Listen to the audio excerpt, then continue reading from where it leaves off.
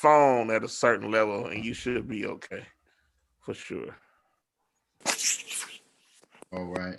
We got still a few more. Hey, Jose, it's me. Man, we are like live stream. Oh, okay. I'm good. How are I you? can't say nothing now. Yeah, we live. Okay, they already online. Very good. Okay, cool. Thank you. We'll be on hold too. Okay. All right. We're already live on Facebook. The page is Perkins Thoughts. I'll send it to you in the chat. And we're live on YouTube, Perks Fever Thoughts.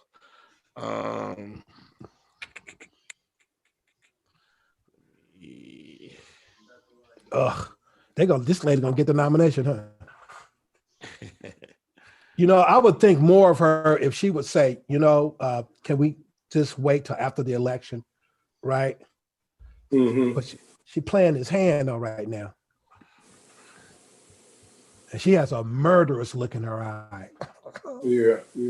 Like if you ain't, Judge Barrett. yeah, man. Yeah. When Kamala Harris, bureaucratically, intellectually, and socially gave her resistance. She looked at Kamala Harris like, a Negro ain't never talked to me like that before, ever. Like, it was like, I didn't know Negroes could talk to white people like that. She had a look of amazement on her face. Like, this Negro woman is actually, what? Oh, I was like, because she said the NAACP is not supporting you. The Congressional Black Caucus is not supporting you. It's like, we think that this is rushed. I'm just giving her giving her the diet. And the look on her face was like, oh my God, I'm June Cleaver. You can't talk to me like that. What do you mean? And so this is passing. What was that? I said we are live, right? We're live on Facebook. That's why I kind of toned it down. I wanted to ask you specifically a question, but I chilled. Okay. I don't want to start no back. Curtis Robinson's gonna stay safe tonight. Yeah, I'm telling you. My thing is to be. I'm gonna have I want to do another I want to do like a specific podcast called Unnerved and Unhoused, not the vidcast, just a podcast and put it on Spotify. I got this friend of mine gonna help me do it. It kind of puts it in like an NPR format. You know how you talk about the question that they asks, and then the person comes on and kind of narrates the question. It was really tight, very, very professional. But unnerved and unhoused. Questions that make you wiggle in your chair. So right before we go on, brothers, you'll hear a lady kind of talking, doing the introduction, and after she does the introduction, I'll come on and give my little intro speech or whatever, and then I'll introduce you.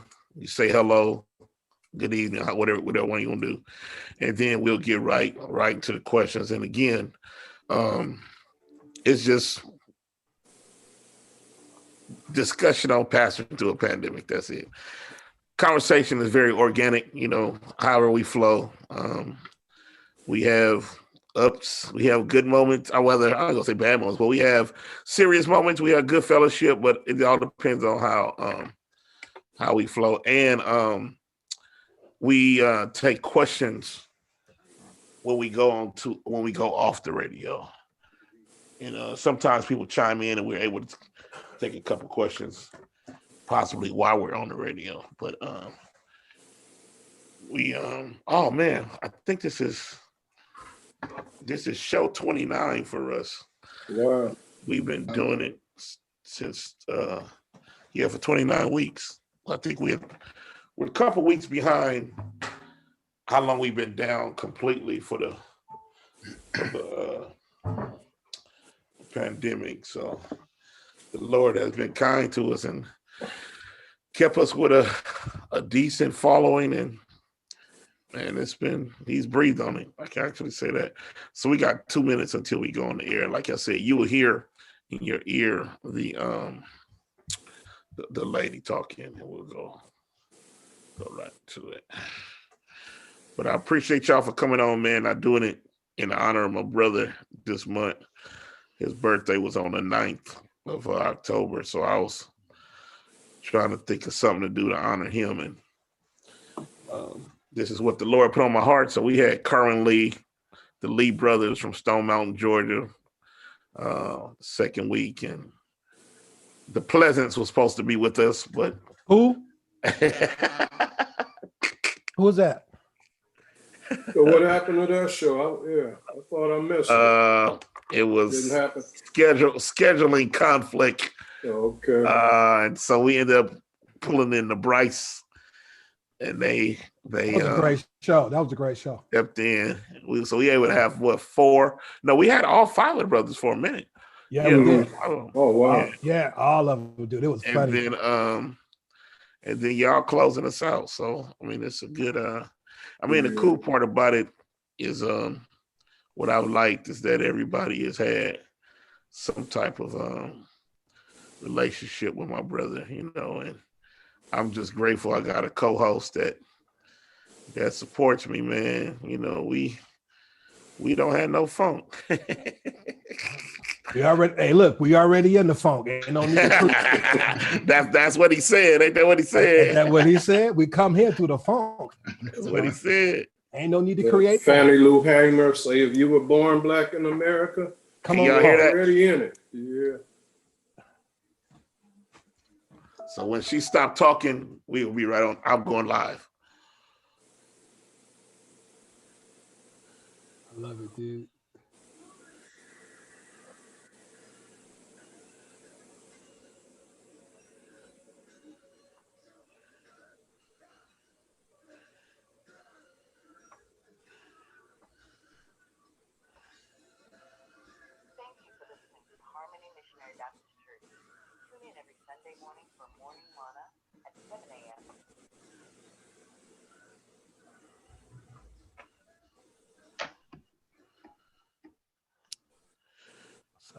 Good evening, ladies and gentlemen, and welcome again to the One More Time broadcast. I'm A.L. Perkins, one of your hosts, and we're grateful tonight that the Lord has kept us to see another week. And of course, one more time, He's brought us together to finish out, if you will, the month of October. If you can believe it, October is going to be going on next Saturday. And we have been in this pandemic, if I'm not mistaken, today begins week 31. Wow. We've been in shelter in place, and that's a miracle in itself, how the Lord has been keeping us. And so we're grateful tonight to be on with you again. Thank you to our listening audience that's listening on KEXTradio.com and 1450 AM dial, and to you, our listening audience that's on Facebook, and our listening audience that's watching on YouTube Live. We're grateful for all the platforms that we're on tonight, and God is just breathing upon us. Tonight, we're ending what we've been doing all month, if you will, minus when our Black activist, the one and only Dr. Cornell West, was with us on the first week of October. But we wanted to honor my brother, the late Dr. Walter Brandon, whose birthday was October 9th. And we all know that he's in heaven now after he conquered cancer, if you will. And so I wanted to do something to honor my brother, my one and only blood brother, who was my partner in ministry for several years. And then we became colleagues, if you will, both pastoring. And so tonight, rather this month, I want to do something to honor brothers that are in ministry, specifically brothers, blood brothers that are in ministry doing the work for the Lord. So we started off with Dr. Lee's, Kerwin Lee and Kevin Lee from the Berean Church, Stone Mountain, Georgia. And then last week we had the the Bryce brothers, all 5 of them, blessed us with their president tonight. We have 2 more brothers that are pastoring together, if you're not together, but pastoring themselves. They have their own congregation that the Lord has given them stewardship over. And so I'm happy to present to you Dr. Rondell Leggett from the First Missionary Baptist Church, and some say Sausalito, some say Marin, but it's on the other side of the bay. Dr. Leggett, Rondell, will you say hello to the people tonight? Hello, everybody, and Dr. Perkins, Dr. Robinson, thank you for having us on tonight. We are excited. We don't get a chance to do a lot together as brothers since we've kind of gone in our own different lanes, but I do certainly count this a privilege and an honor to be here tonight. Well, we're grateful to have you, Dr. Rondell Leggett from Marine City. And then we have, boy, I tell you, we have the new, and I don't like saying that pastor-elect stuff, but the new pastor of the Cornerstone Missionary Baptist Church of San Francisco, California, Dr. Rodney Leggett, with us, the brother of Dr. Rondell Leggett. Dr. Rodney Leggett, would you say hello and good evening to the people, to the listening audience tonight? Hello, good evening to the people and the listening audience. Pastor Perkins, Pastor Robinson, I'm honored to be on this platform to share with my much older brother. And it's just a blessing to be here. I've watched you guys work and I've watched some of the shows, and to be here, it's a blessing. Well, we're grateful to have you again. Here we go again. We had that a couple of weeks ago. Then again, you know, here it is. I was watching TV the other night, and I wanted to make sure that when I give my examples that I don't leave women out. So I was watching Laverne and Shirley, you know, so Laverne had Shirley, and Skarsky had Hutch, and Tonto had the Lone Ranger, and Fred had Lamont. Well, doggone it, Batman got to have Robin, and my Robin is with me tonight.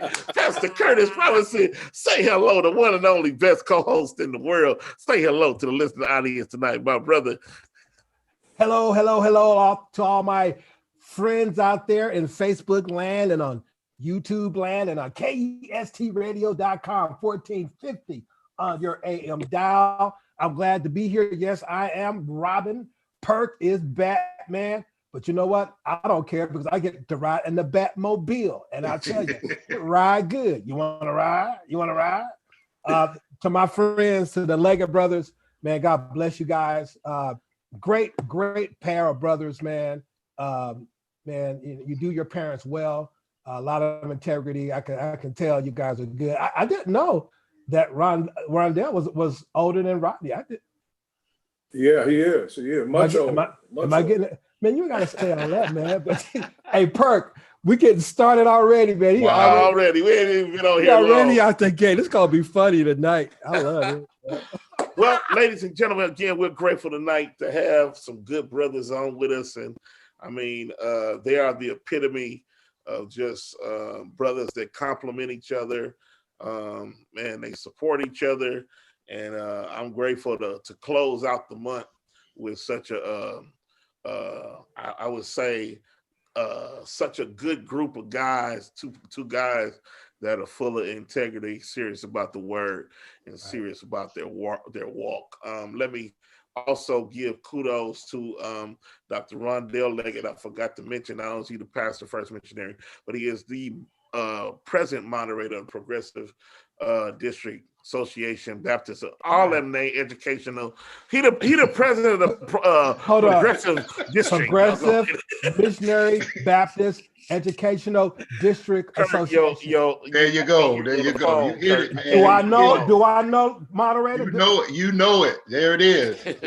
Kurt, I can't hear you on the phone. Oh, you can't hear me on the phone? Oh, man. All right. Oh, So we're gonna start this off. We're gonna start it off and can you hear me now? Okay. Yeah, I got you now. Good. Cool. All right. I want to start it off.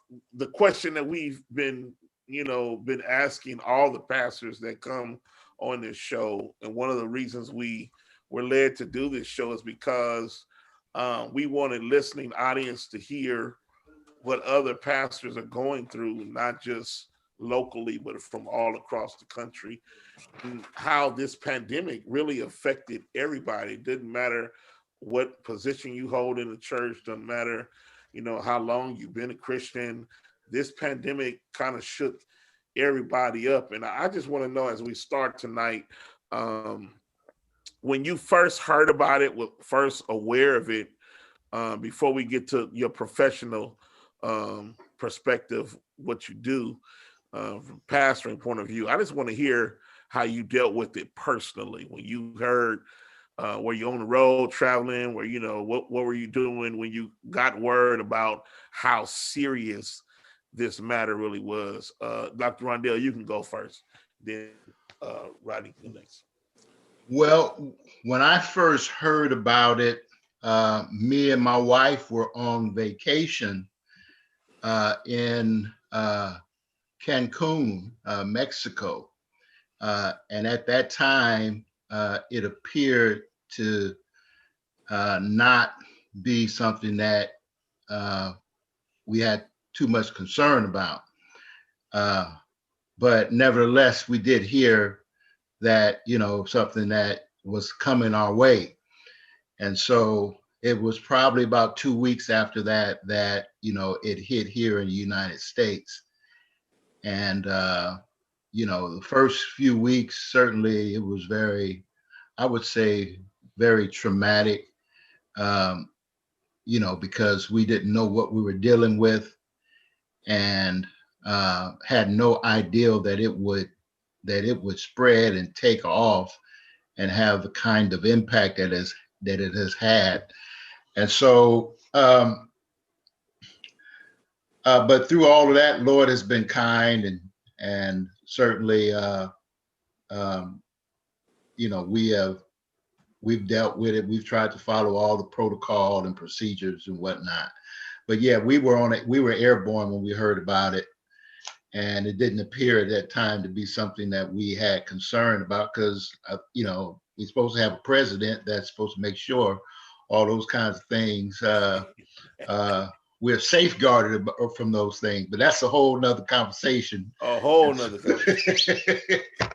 But certainly, yeah, it was something that wasn't really on our radar at the time. Pastor Rodney. Yeah, I was home kind of envious that my brother was on vacation in Cancun, and I was out there working like a Hebrew slave, wondering how he get to take a vacation.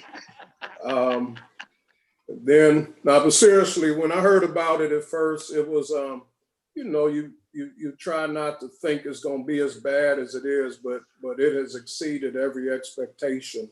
And as we sit here today and we think about the 200 and almost 30,000 lives that have been lost, it's just heartbreaking. And we're living concerned about what tomorrow's going to bring. Get an earache, a sore throat, sends you off into a panic. You're wondering, is this the beginning of something? But I was concerned, but I didn't think it would get to this point, because the preceding administration, when they talked about the H1N1, the swine flu and all that, the alert went up, but nothing came of it like this. And so, and now here we are, like you say, 8 months into this thing, and it seems like it's getting worse. The last 2 days have been the record in cases. Friday and Saturday have been the highest dates of people being diagnosed with this. So it's getting worse. Yeah, it definitely has had an effect upon us, and unfortunately, I think within CDC has projected that within the next 6 to 10 weeks, something like that, that it may be the worst we've seen. And of course, we definitely want to be prayerful for just everyone that has been affected. It was amazing that when this thing first hit, that I don't know if you recall hearing the myth or the rumor that blacks can't get it. Remember that? Yeah. And then all of a sudden we had I think the culture got hit real hard first, and a lot of bishops were passing away, unfortunately, from it. And I want to pose this, and I'm putting in the hands of my brother. Have you had to deal with any COVID cases as far as it having either members that have caught it or members that have passed away or had to go to any funerals pertaining to COVID? For me, it was one member in Vallejo that did catch it, and she got through it. You know, it was tough, but she's got through it. That was when I was in Vallejo. Cornerstone, in the beginning, it was pretty bad. And I do believe they did lose one member of the church as a result of that. And now, like I say, it's I haven't been to any services that I'm aware of someone passing from a COVID related issue. And I pray, and that's been my prayer, that God would keep us, that he would continue to keep us. And I thank God that he's a keeper, is all I can say. Is I thank God he's a keeper. Indeed. Yeah, I have not, as it pertains to our church and even our family for that matter, we have not had any COVID related deaths, or nor have I had to participate in any COVID related funerals. And I attribute that, Perk, to the fact that I pastor a somewhat older congregation, and they ain't playing. They don't go outside. They don't be messing around. And so when they say stay indoors, that's exactly what they do. They stay indoors and they stay out of the way. And so I think that would contribute as well to and certainly a lot of prayer as well. That would contribute to the fact that we have had no COVID related funerals or deaths at our church. And so yeah, them seniors, they take this serious. They, you don't even come to the door. They looking out the window. What you doing here? What you want?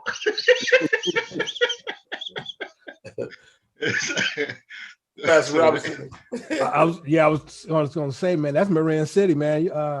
You can't be messing around over there. You can't be messing around in Marin City. You cannot mess around in Marin City. I know those people there, man.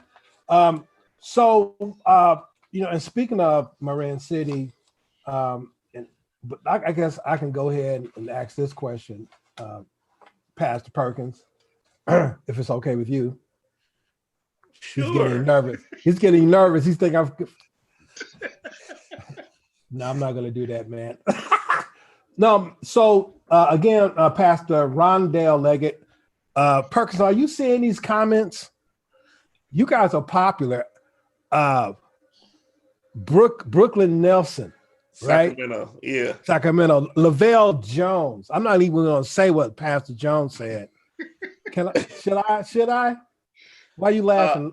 We'll wait. We'll wait after show. After show. Listen. Okay, this is the radio. We gotta stay show enough saved here. I'm gonna leave that on. You see me lifting my hands. I love him. Look, so you are now the moderator for the Progressive Missionary Baptist District Educational Association, and congratulations. How are you, walking this district through this pandemic right now? Well, I'm glad you asked that question. And I would also add, if you will allow me to, is that, for our district, this is an historical moment, because before I was moderator, my brother was moderator. Yes. And so we are two brothers that have moderated the same district. And so the Leggett brothers will go down in history in Progressive District for good, bad, or indifferent. So but we we'd shall, rather take the we good. I shall come out have a legacy there. And so for me, I can tell you this was not what I anticipated in my first year as moderator. You know, I had certainly a vision and a plan to move forward, and COVID-19 just wiped all of that off the table. But early on, I heard a preacher say, and I forget who it was, but somebody said, don't waste your pandemic. You know, don't waste your pandemic or don't waste your crisis. And so I have taken that mindset and been determined that whether as a moderator or a pastor, and even in my own personal life, Lord willing, we're going to come out of this thing better, stronger, wiser, smarter. And so what we have done, we have continued to put on all of our annual events, but with a focus, a vocal point, if you will, on how to do ministry in a pandemic and post-pandemic, whatever that's going to look like in the next few months if we come out of it at that point. And so that's been our mindset. You know, we meet weekly with pastors.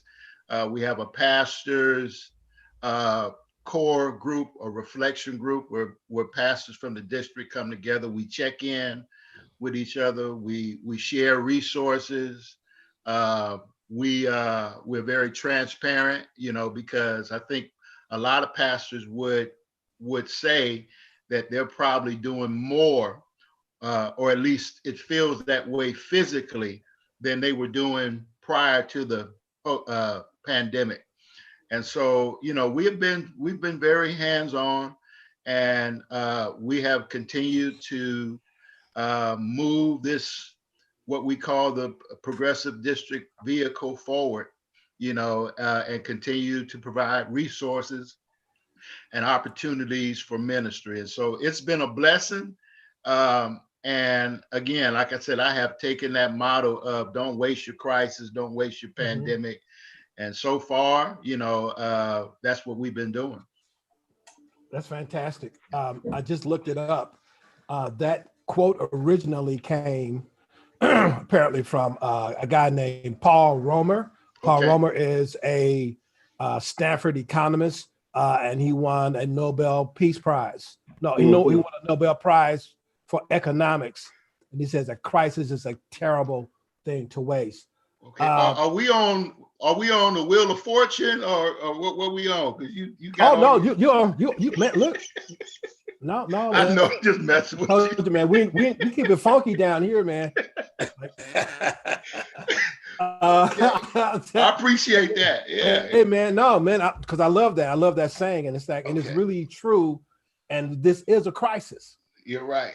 You know, and we need to take advantage of, you know, what the Lord has given us. Pastor Rodney Leggett, you know, yes, sir. Man, you were in Vallejo, now you're in San Francisco. How are you going to navigate a city such as San Francisco that has a menacing specter when it comes to the work of the church, right? How are you gonna negotiate that? How do you like it? One, a lot of people don't realize we grew up in San Francisco, and so this is not. I mean, it's different, but it's not new. And this same church, Cornerstone, is where I used to. We went to high school in that community and ran the streets and all of that. So I'm really going back home. And I look forward to the opportunity to serve the community that we grew up in.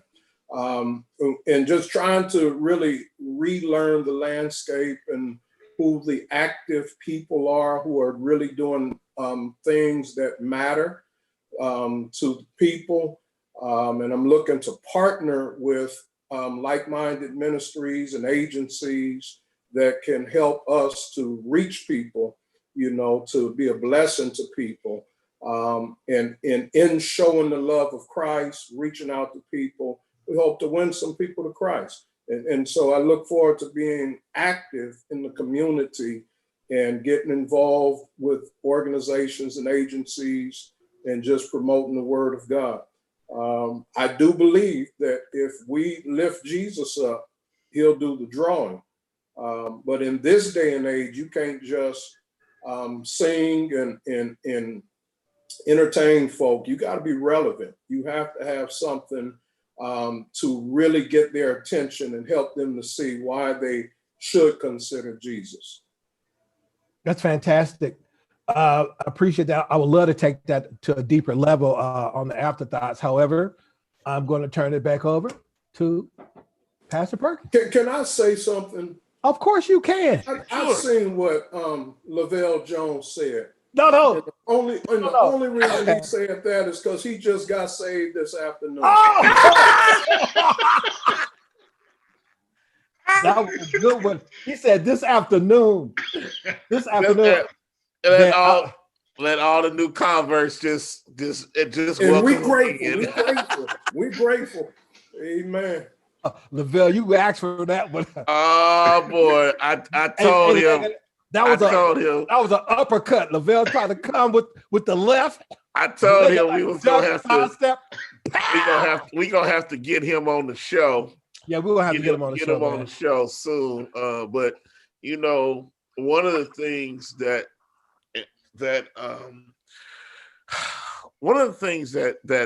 we have missed this year is, some people think that when pastors are away from their church, that we're not as studious, not as serious, and even sometimes not as sacred, if you will, about what we do for a living.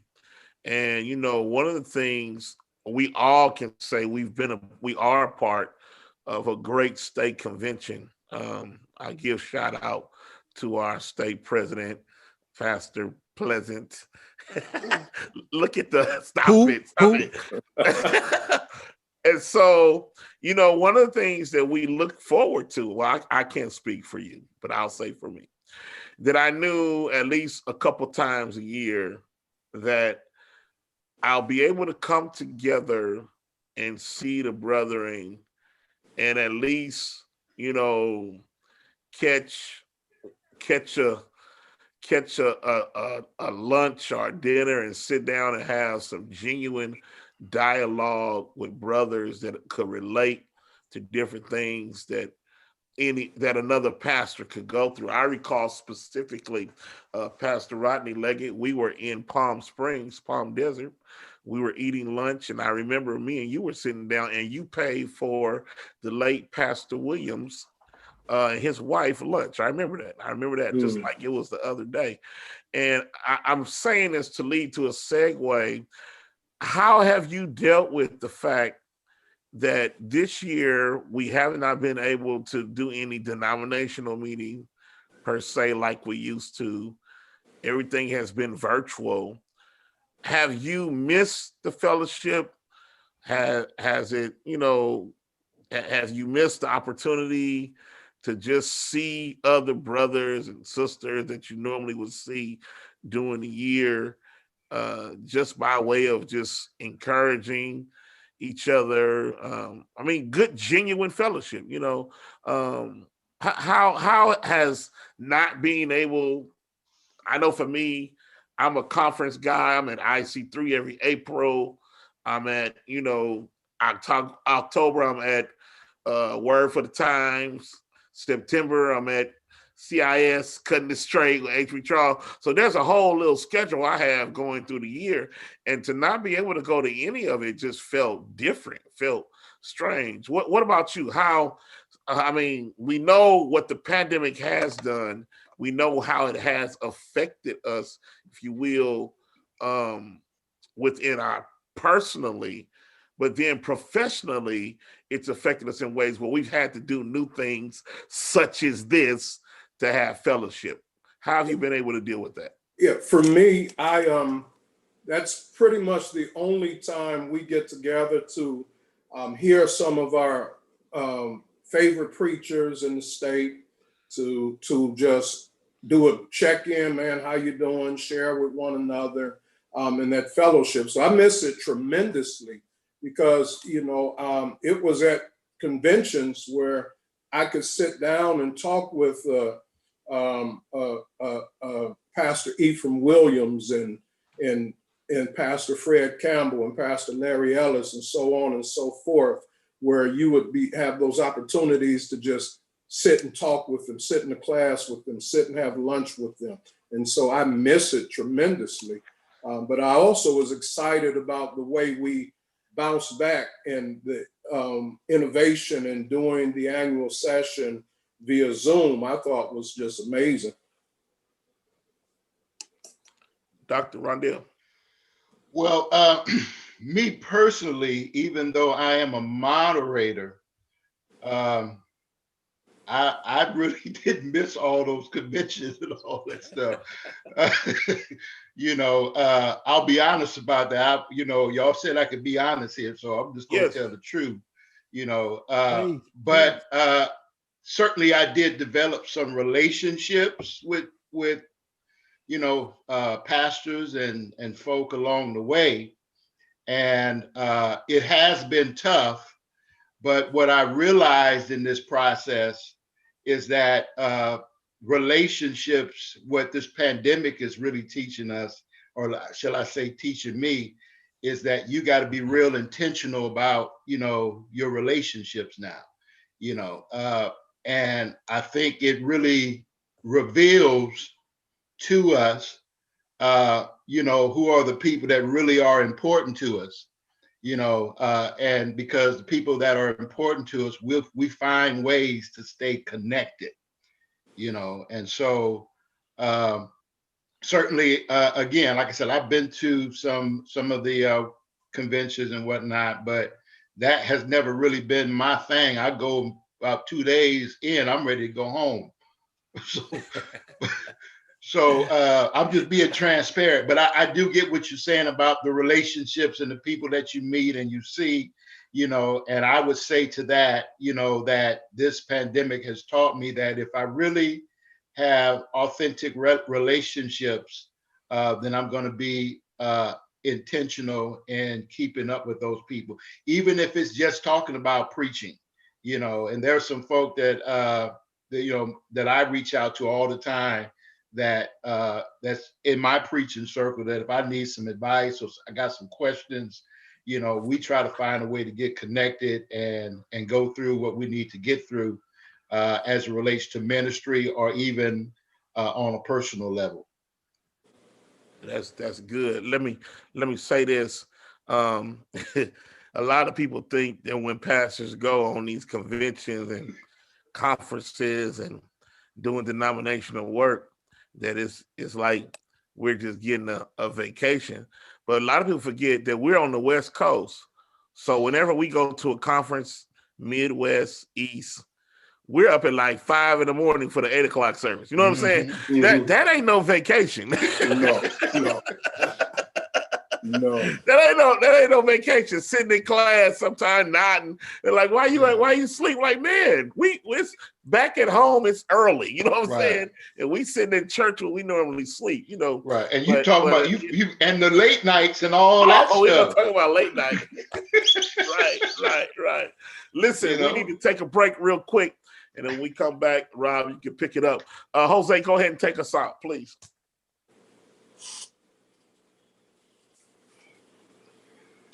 Great job, fellas. At the halfway point on the radio. All right.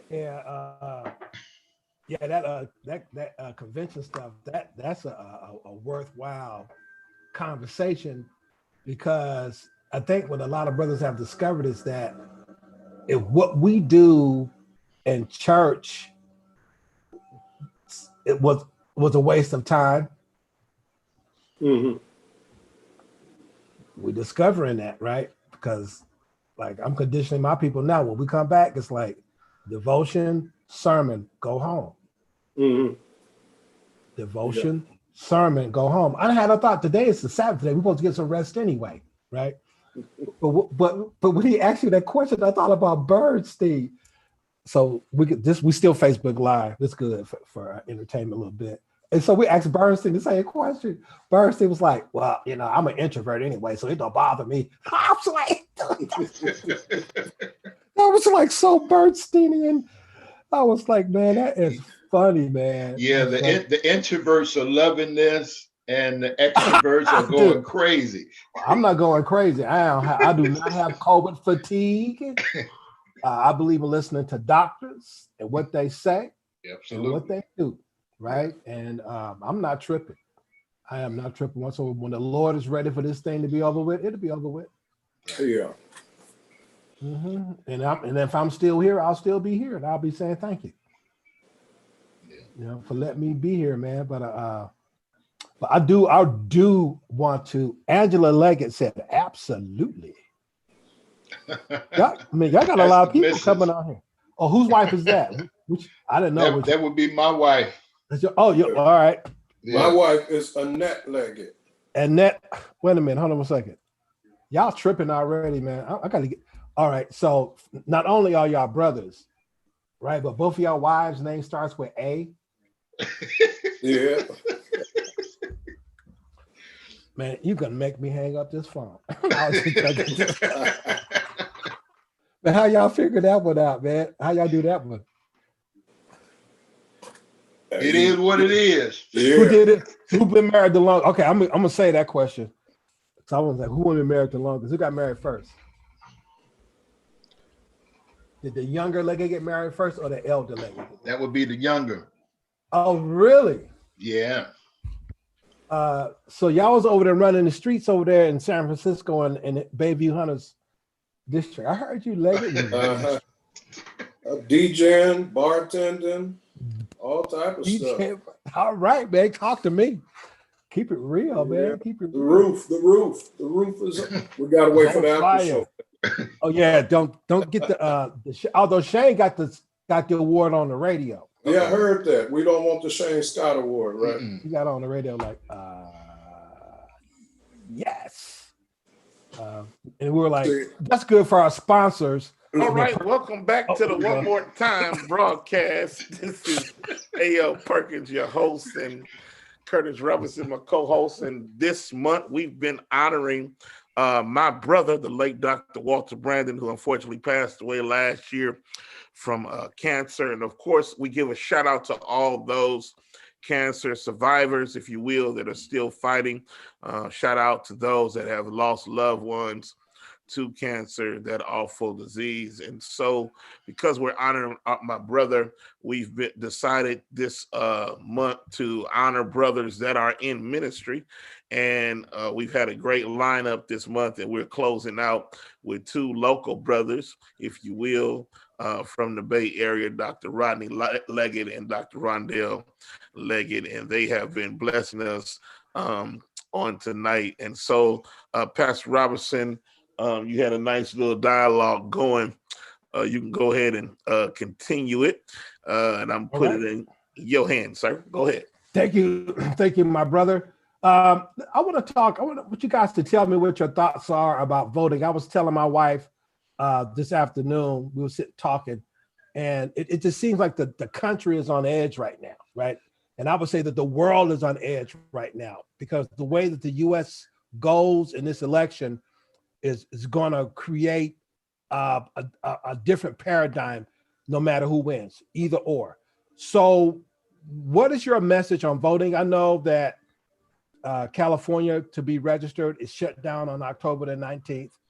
However, but those who have registered to vote, who have not mailed their votes in, what is your discussion, Pastor Rondell Leggett, with your church and the district when it comes to voting? Well, for my church personally, certainly every Sunday in our introduction, in terms of how we come on to Facebook and YouTube, we make sure that there's information about voting, or be it something inspirational, and to share with our people. And the district wise, we discussed with our pastors just recently, all the churches are doing something different, but we try to be supportive of that. I'm excited about voting right now. I think most people are, watching what's happening across the country. Although, like you said, there's going to be some folk that are going to be happy and some people that are going to be disappointed with this outcome. And certainly we can expect that there'll probably be some pushback in terms of who actually won this thing and was it fair and all that kind of stuff. But I'm excited because you see people turning up and turning out at the polls. Did I tell you turning up and turning out? Lord have mercy. Yeah. At Stand the by. polls. Stand by. Stand by. Get ready. Stand by. So, but it is extremely important, in our city, we have certainly partnering with several organizations that are making sure the word gets out, making sure that people get to the polls, making sure that they get all their information in on time. And I'm just excited at the fact that people are really taking this serious. I wish we would have taken it serious 4 years ago,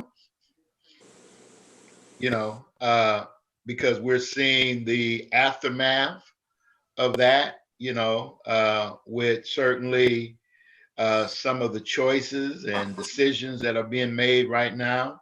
And so if this election does not indicate to you that voting is important, I don't know what else will, And so my prayer is that people will stay motivated, encouraged, and stay woke and participate in the voting process. I have a granddaughter, and she's already up on it. She's 13, 14 now, and it was a joy to sit down with her and my wife and go through who we were going to be voting for and why this is important and why this measure and these kinds of things. And so it's exciting, and through it all, I know that the Lord is going to take care of us, whatever the outcome be. That's great. Pastor Rodney, I want you to get there too.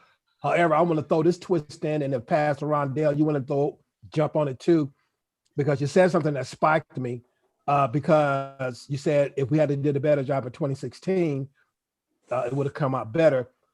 I saw a statistic from the Pew Research that I actually talked about today in my sermon, was that 81% of white evangelicals supported Donald Trump in 2016. That's 4 out of 5. Pastor Rodney Leggett, voting, and do you have any reflection on that statistic that I just gave you?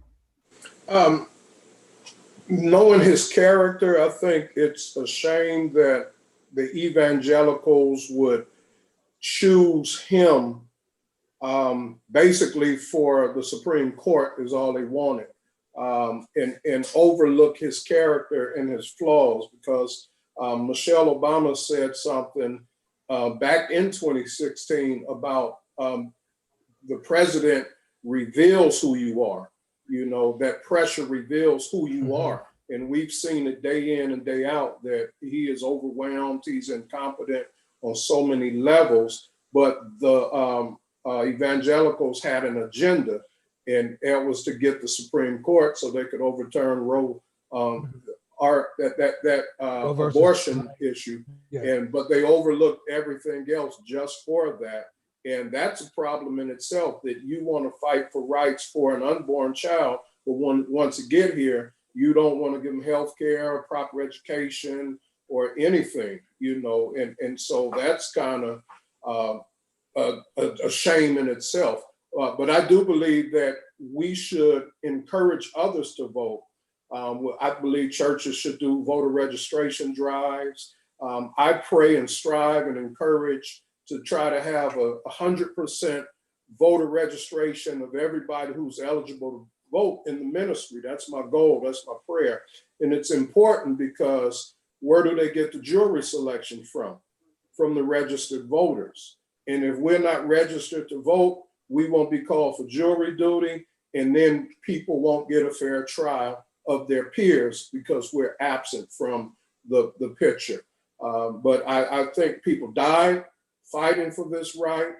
And for us to say it doesn't matter is makes no sense, because if it didn't matter, why are they fighting like they're fighting to stop us from voting? Yeah. Thank you so much. That's great. If I can add, back in last Black History, month, back in February, the theme for Black History was the Black vote. And actually, as I recall now, we started our process with that, registering people at our church. I thank my brother for reminding me of that. That was one of the things that we started early on, registering people at membership, the members of our church, for that. To your previous question, man, I've been frustrated with that. The evangelicals, I have been so frustrated. I was thinking here for a moment, I hope I don't get the award you were talking about, because it is just frustrating. It's frustrating. The silence, I think, is what's so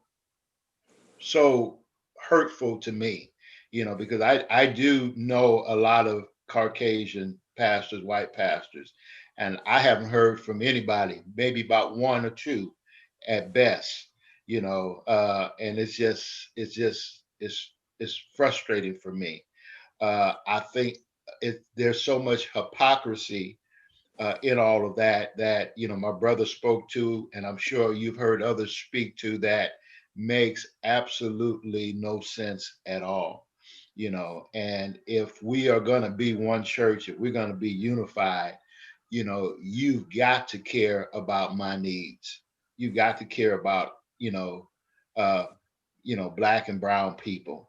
And let's just face it, at the end of the day, it's about power and it's about money, and the evangelical church is a part of that institutionalized structure, systemic racism, just like any major corporation that has benefited from, institutionalized racism and whatnot. The evangelical church has benefited from it as well.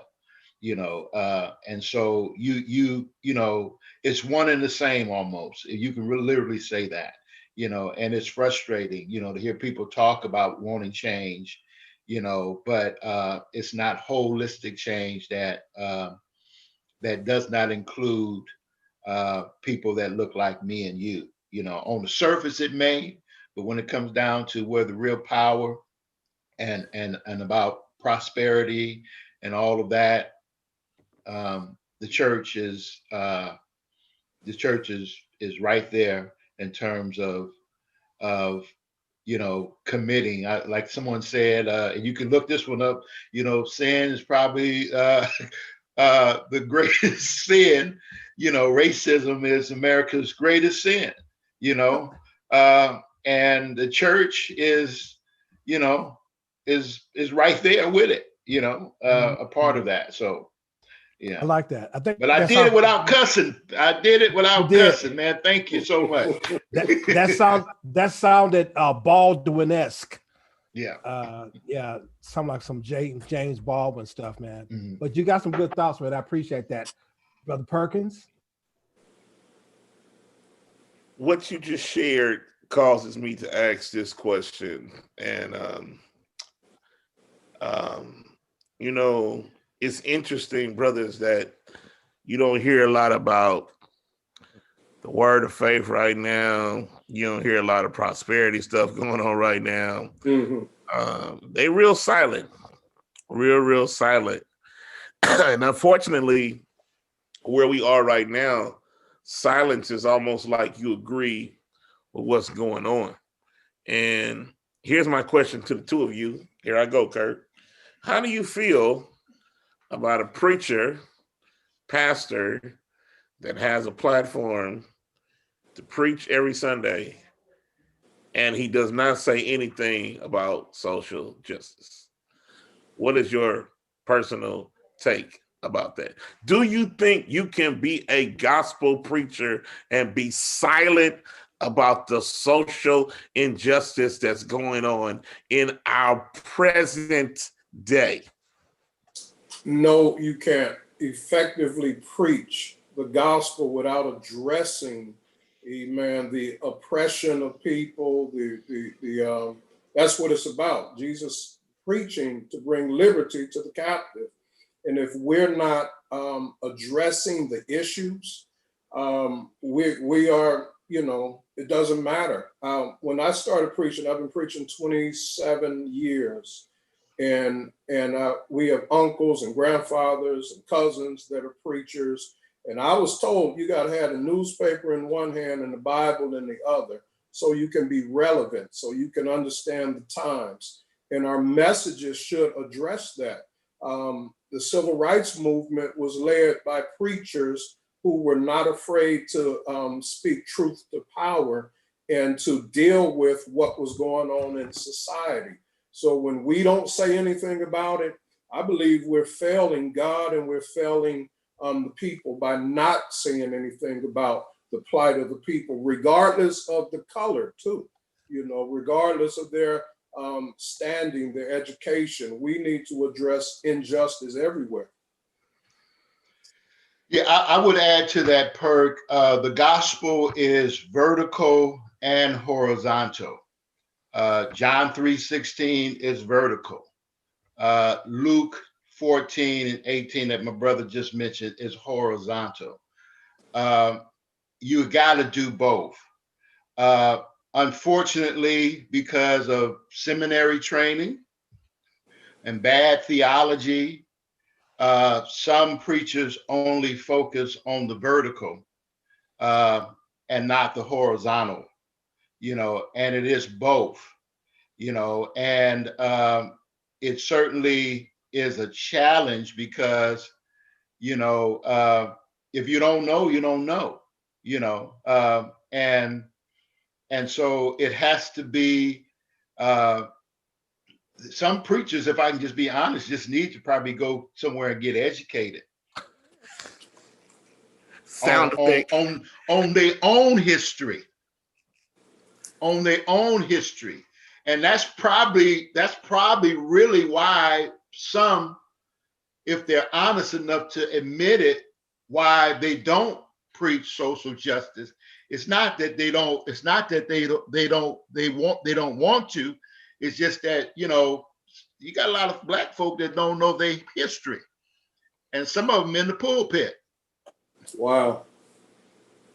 And so so you know how we do. I'm only going to stick with what I know. Uh-huh.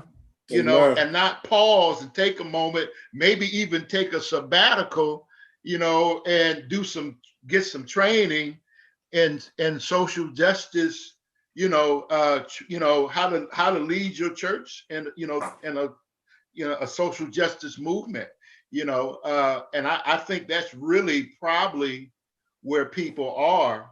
There's a lot of pastors, they know about Malcolm X and Martin Luther King and a few other names, but have not really taken the time to study their history, and even, here it is, even reflect on their own journey, as we are maneuvering through these times. I grew up, I was born in the 60s, Told you he was much older than me. He was born in the 50s. Don't believe him. He's born in the 50s, but it's a different time than then, and as I reflect on my journey, from moving from the South at a young age, I think we were 2 years old, to California, and the rich history, as it relates to,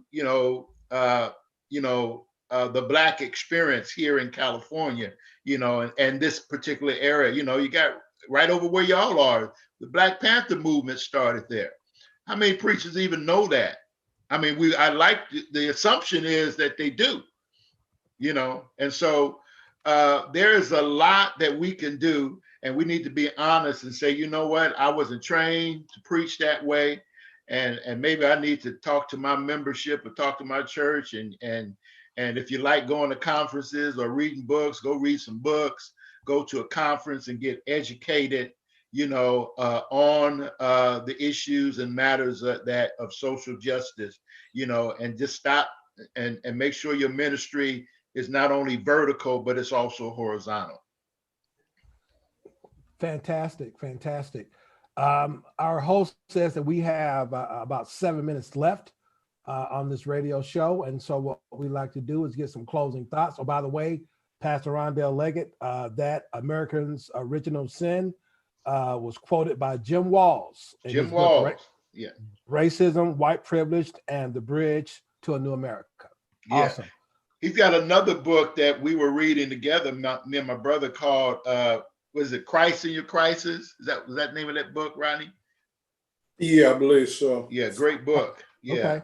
That's good. I'm glad you guys read. Well, you have First Missionary, you better be reading. Boom, because that's my home. So closes out Pastor Rondell, Pastor Rodney, closing thoughts. What do you want me to do? I don't know. Say St. Doris Day, que sera, sera. I don't know. Give a word of encouragement. A word of encouragement. All right. Hey, you all right. Well, I'll let my younger brother go first, since I'm gonna pull rank on him. You go ahead, youngster. Well, I just want to encourage people to spend time reading the issues if they haven't voted, and being intelligent, informed voter. Know what you're voting on and what you're voting for, but make sure you vote. Get your children, grandchildren involved in the process. Find somebody to take with you, but make sure you vote. Amen. And stick with the Lord. He won't let you down. Amen. I want to just say to you out there in Radio Land, thank you for tuning in today. I hope that myself and my brother said something that was helpful and encouraging, and also convicting, whether it's around voting or education, or getting some rest, or being excited and not wasting this pandemic, this crisis. I hope and pray that you have been encouraged tonight.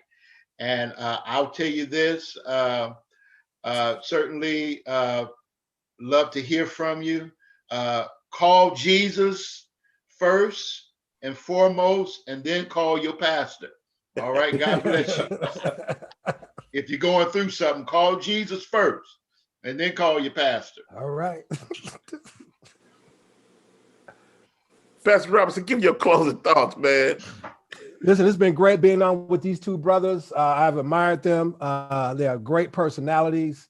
And again, Pastor Rondell Leggett, I guess I can't really call him my pastor. I can, because I used to go to that church and I have so many fond memories there. But God bless you, Pastor, moderator. I'm in the Home and Foreign Mission District. Pitch me back in, man. Pitch me back in. Pastor Carol probably didn't like me saying that today. Anyway, and then Pastor Leggett, Rodney Leggett, God bless you too, man. And just to let you all know, for the KEST radio team out there, again, we have feeding at the Faith Church, 2680 64th Avenue on the corner of 64th and Bancroft every Wednesday, 8 a.m. to 12. If you know someone who needs food, come out there. We got plenty of fresh fruits and vegetables for you. It's been a pleasure being down here. Man, we're ahead of schedule. We got 3 minutes left. Go ahead, Pastor Perkins. Boom. Well, once again, I want to say thank you to you, the listening audience, for chiming in. I believe this is show 29 for us, Kurt.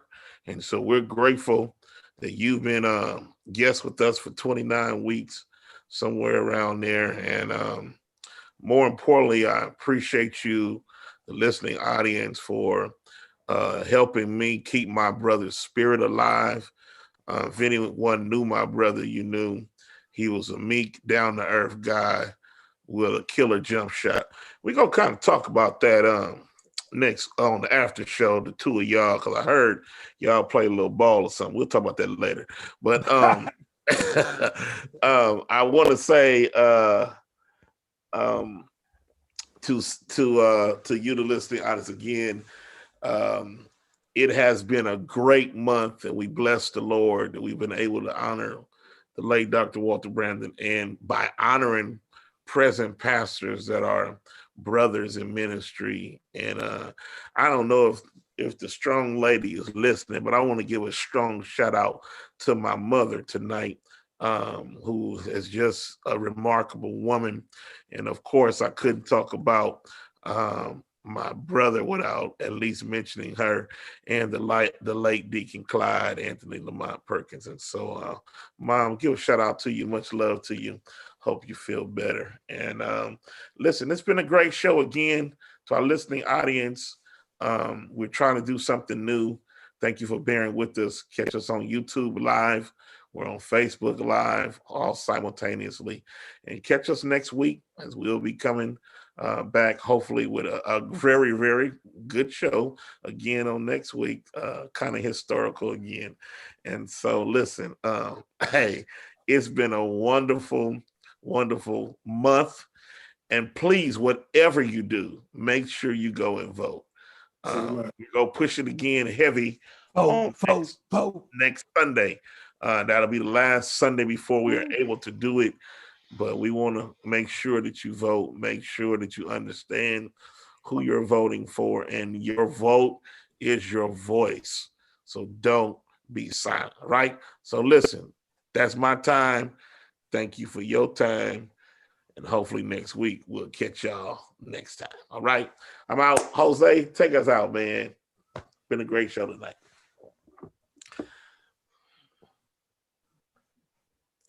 All right, brothers, you can hang the phones up. Stay on Zoom. Yep. Hold on, I gotta check on my chicken soup, man. I'll be right back. All right.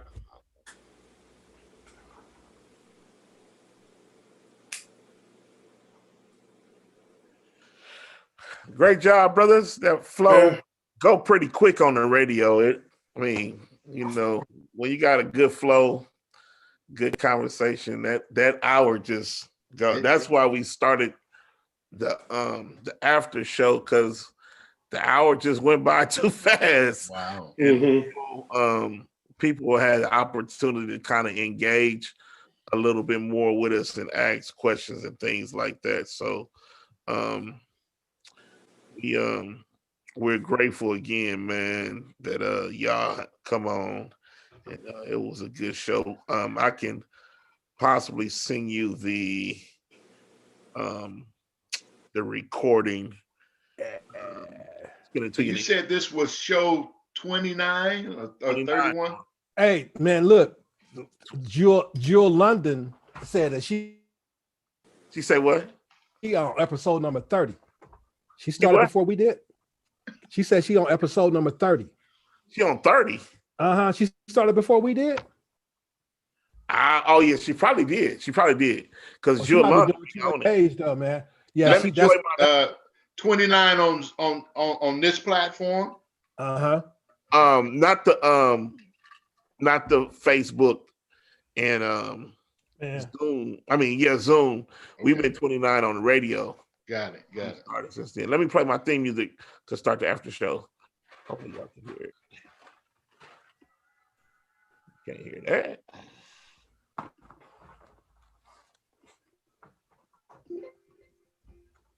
A lot of comments, man. Yeah, that's good. So who's from Viz Valley? Both of us. Where we went to junior high school. Yeah. Junior high. You got a boy on here? No, you got a boy on here. You said aloha from Singapore. Leggett Brothers. Viz Valley Junior High. His name was Joe Fish. Yeah. That's the theme music, brothers. For the Perks Feel Thoughts after show. That's what we gonna do. We gonna keep expressing ourselves. As Dr. Cornell West say, the funk. Gotta bring the funk.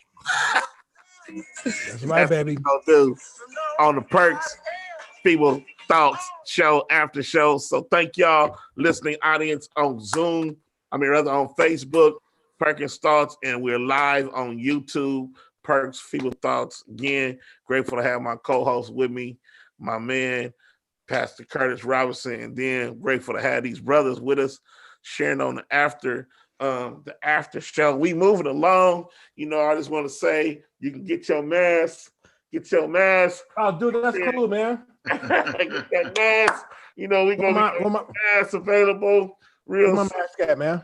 We're gonna have some shirts available real soon. Oh, look at that, look at that. We're gonna try to do it right. That's what's up, man. Coming to you real soon. To whoever can name stuff. We're going to have some listening audience appreciation coming up during Christmas time. And want y'all to, sow seed to the ministry. Because once again, let me say this before we get rolling. Nobody is paying us. We're all doing this out of our labor of love for the Lord Jesus Christ. We ain't got broke off by no big sponsors or anything like that. Not yet, but we are doing what we do because, once again, one of the main reasons we did this is so our people can hear something from local pastors weekly live, not pre-recorded, but live. You're hearing live from live pastors once a week, every week, finding out what's going on in their cities and their counties all across the country. So thank y'all for listening in. We're going to continue the conversation now here on Perks Feeble Thoughts, the after show. I mentioned something right before we went off the air. I know y'all play ball, right? That's the only time me and my brother ever argued was on the basketball court, like for real.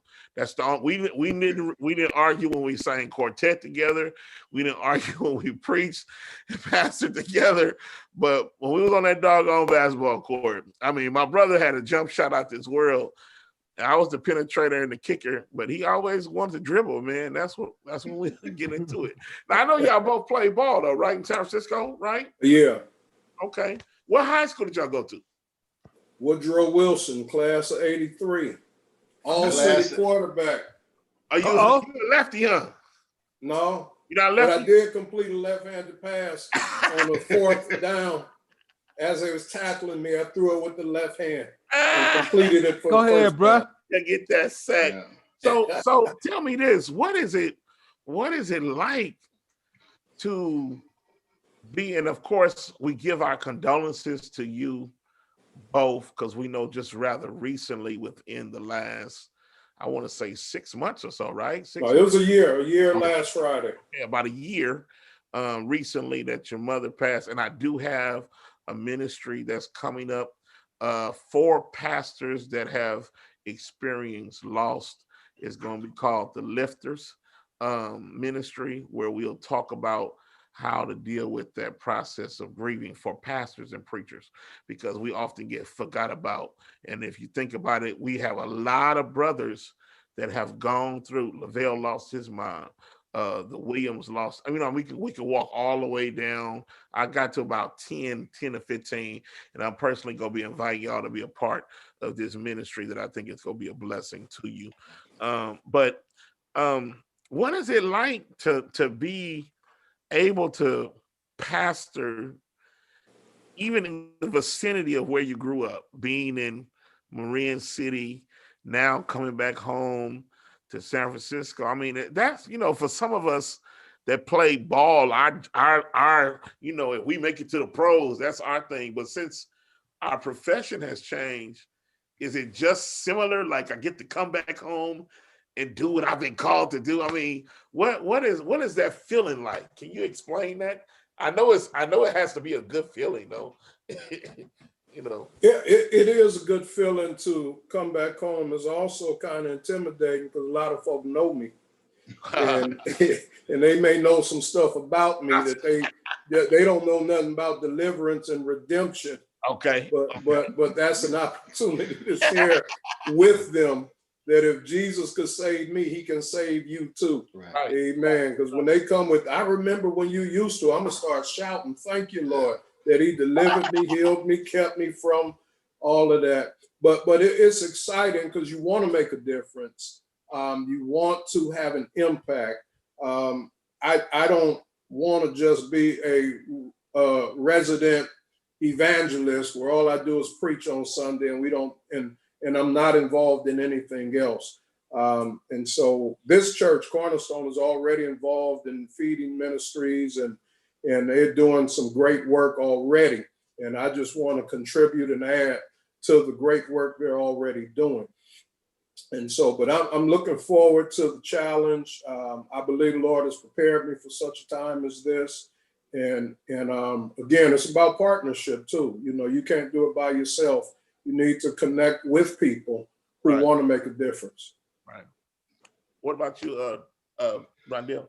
Well, I would go back to you mentioned about our mother, you know, and it's been a year, and I think Rodney would agree with me, is that although we've come from a preaching family, you know, we got pastors and preachers, you know, I mean, I think my aunties say, if we need some doctors and some lawyers, we don't need no more preachers. You know, so, Yeah, but even with all the preachers and our even with all the preachers in our family, I think, and again, I think Rodney would agree with me that our passion for ministry came from our mother, you know, who was always a giving woman, a nurturing woman, and supportive, you know, and from the moment she made her journey from Louisiana to California, her heart has always been open, you know, and I think our approaches to ministry have always been evolved around involving, you know, how we care for people. You know, we learn how to care for each other, you know, and that comes from our mother. And so that part of ministry has been easy to do, to reach out to people, even people who some might not have our best interest at hand, but nevertheless, you know, it's just in our DNA to be caring, kind, and compassionate toward everyone, you know. And so, you know, and then growing up with a brother, you know, you know how you do, you fight and you play in the next minute, you know. And so we're not accustomed to holding grudges and all that kind of stuff. That's a new thing for us, you know. I mean, we can fight and, you know, and be the next minute, you know, back playing ball or whatever. That was what it was like for us growing up. Right. Man, look, they used to call our house the center because everybody stayed at our house.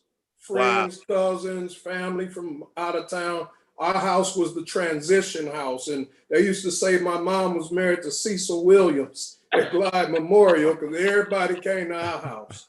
But as Rondell stated, as Dr. Rondell, Pastor Rondell stated, that's where we got our compassion and desire to help people. And because our mother helped everybody she could.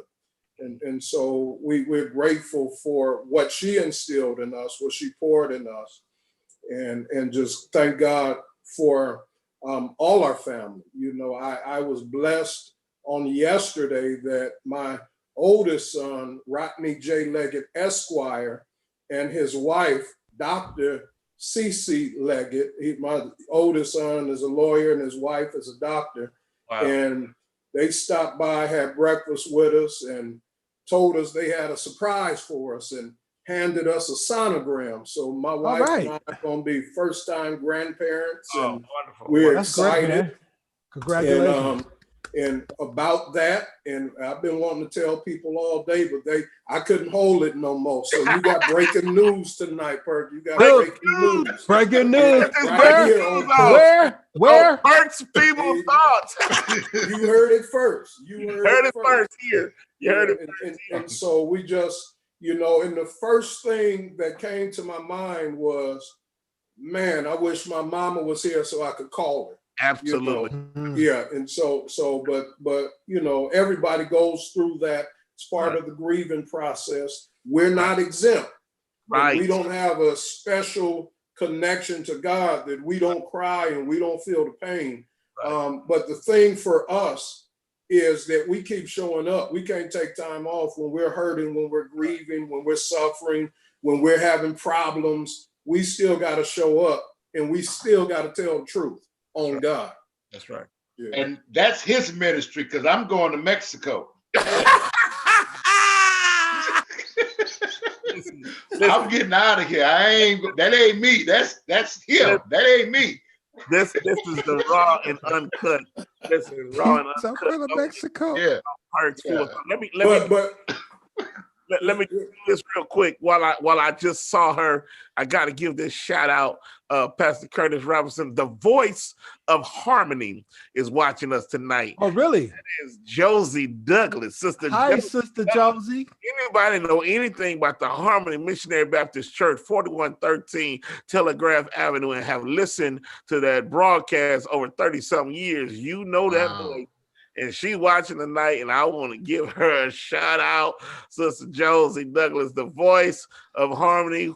And I'll be calling you soon because we got to do some new work for the show. For the show, we got to get you saying some new stuff. But listen, this is what this after show is all about. Just what you shared, being transparent, sharing breaking news, and man. One of the things that I'm glad you said what you said, Leggett, that we don't have, there's no exemption when we hurt or when we lose a loved one, because we are the Lord's messenger, because we're a pastor, if you will. We experience that pain too, and that's why the Lord has put it on my heart to start this Lifters ministry. We have one call from hurting to healing. That's for anybody that has gone through any type of grieving. I mean, any type of death. But, we grieve not only over death, but disconnection.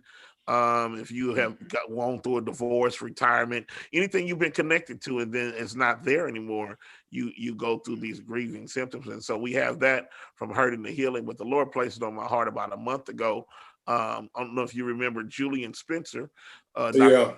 Spencer, his mother passed away, and he called me, and he was like, "Perk, you got to do something for the pastors, for the preachers." And I prayed, and the Lord put it on my heart to call it Lifters, and we gonna be coming out prayerfully within the next month or so, and get a invitation for me, because even if it's just us getting on the line and doing this right here.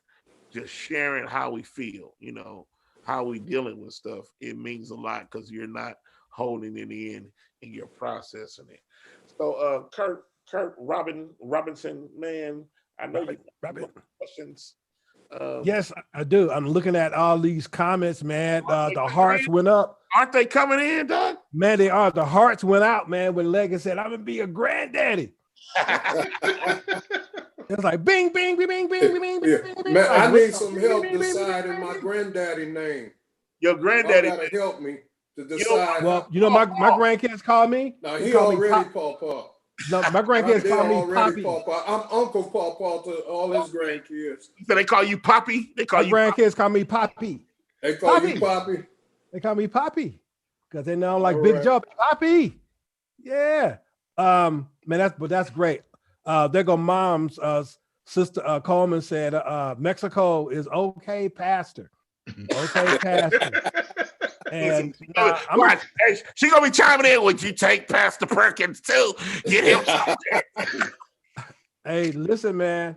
Before this pandemic broke out, I was really looking at Costa Rica on a semi-permanent basis. Like, hey, 6 months in Costa Rica, 6 months in North America. You know what really would be awesome? If we can get, brothers to really invest in taking the time to we all go somewhere and we break down, have breakthroughs, get poured into, and come back stronger. I think that would be awesome. They have something, and I don't know if y'all heard about this. It's called The Conversation. It's in Phoenix, Arizona, and it's an invitation only. And before you leave, you pay for the next year, and that's the only way you can get there. Claiborne Lee has been there. Joseph Simmons, William Curtis, the late Alexis Thomas, T.D. Jakes is there, Jamal Bryant is there. It's a slew of all these big time pastors that go to Arizona and spend 5 days and they pitch ideas off each other. You know, and I'm like, it's cool. I know it's kind of pricey, but what about us that don't get the invitation? Mhm. I'm gonna hang out with. I'm gonna do like Bernstein. You know, it's all right with me. I could be by myself. You know what I'm saying? Look, I'm good right now, man. I'm with my boy Perk. I'm with the Leggett brothers. It's like what? Yeah. Serendipity, baby, serendipity. It's rich because it's real. It's rich because it's real. It is. But that's you know, it's interesting thought, brother. Okay, so man, I love the vertical horizontal piece. My mama put. You see my mom? See, I told you. She said, "Please take Pastor Perk." Oh, that's hilarious. You know, but you know, and let's stay on that for a second, right? Because pastors do, they need an outlet. Now, I actually, you know, like I said, when I applied to Harvard to go there, it was an academic sabbatical, was what it was, right? I applied. I sent in my transcripts, 3 letters of recommendation, sent in an essay on why I wanted to go. And, you know, I mean, Harvard is going to only take so many applications, you know, every year, right? You know, so I just thank God that I had an opportunity and they selected me and said, you know, you can hang out with us for a year. But one class I took was with a professor named Diane Moore on religion, democracy, and education. And one weekend we had a symposium. And I actually ended up meeting Abigail Disney that weekend, right?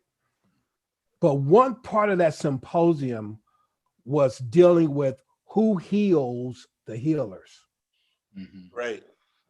And they had a clip, right? They had a clip. And I'm going to tell you, man, it's like, if we don't know we're hurting, we need to know that we are. They showed this clip of this pastor who participated in the Sandy Hook shooting. Mm. And so apparently he was a pastor to about 17 of those children that got killed. Wow. 17. Wow. And they did a story on him. And he started talking about it. About halfway through it, boom, he just broke out crying. And then the trippy part about it was while I was sitting there listening, looking at the film, guess who started crying? You. I did. Because I started thinking about all the funerals that I had done. I mean, when I first got to faith, I'm in East Oakland, you know, the first 5 years, I'm burying 6 to 7 young kids a week because of gunshot violence. And then I never thought about the toll, you know, that actually takes, you know. So, you know, Pastor Perkins, as we go deeper into this discussion, I just want to ask the guys, you know, do you get a chance to heal? I mean, you do a funeral, you go see somebody, you go pray for them, they're in hospice, right? You just go do it. You go home, talk to your wife, but do you ever give any thought that all of this stuff is building up inside of you? Yeah, definitely is. And a lot of times we don't have the most healthiest outlets, you know, but we can't be ashamed to seek out help. We can't just say, well, I'm gonna pray and everything is gonna be all right. We may have to go sit down on somebody's couch. We may need to speak to someone who may not even be a pastor to help us unload some of this stuff. You know, but you got to have some type of outlet, play golf, fish, exercise, do something, you know, to try to just, you know, get some of that energy out of you, because it'll build up and then you'll break down if you don't do anything about it. Yeah, I would agree that for you know, just going back, just reflecting on this last 6-7 months, I think if I recall correctly, it felt like I was doing a funeral like every month, sometimes 2 and 3 funerals a month. I was doing funerals of people that I knew, members. I was doing funerals. I was asked to do funerals for folk I didn't even know. And on the heels of our mother passing, that was just, that was overwhelming, you know. And, you know, I don't know where we get this mindset, you know, that we feel like we have to hold it all in and keep it together, you know, because we're pastors. Uh, you know, every other profession, I think, even if it was a police officer or a doctor or airline pilot, um, um, you know, in some vital role where there's risk and there's danger, and people's lives are in the balance, you have to have some kind of outlet, and hopefully it is some level of therapy. You know, one of the challenges, I think, and I think my brother spoke to it a little bit, is a lot of times we do too much self-medication.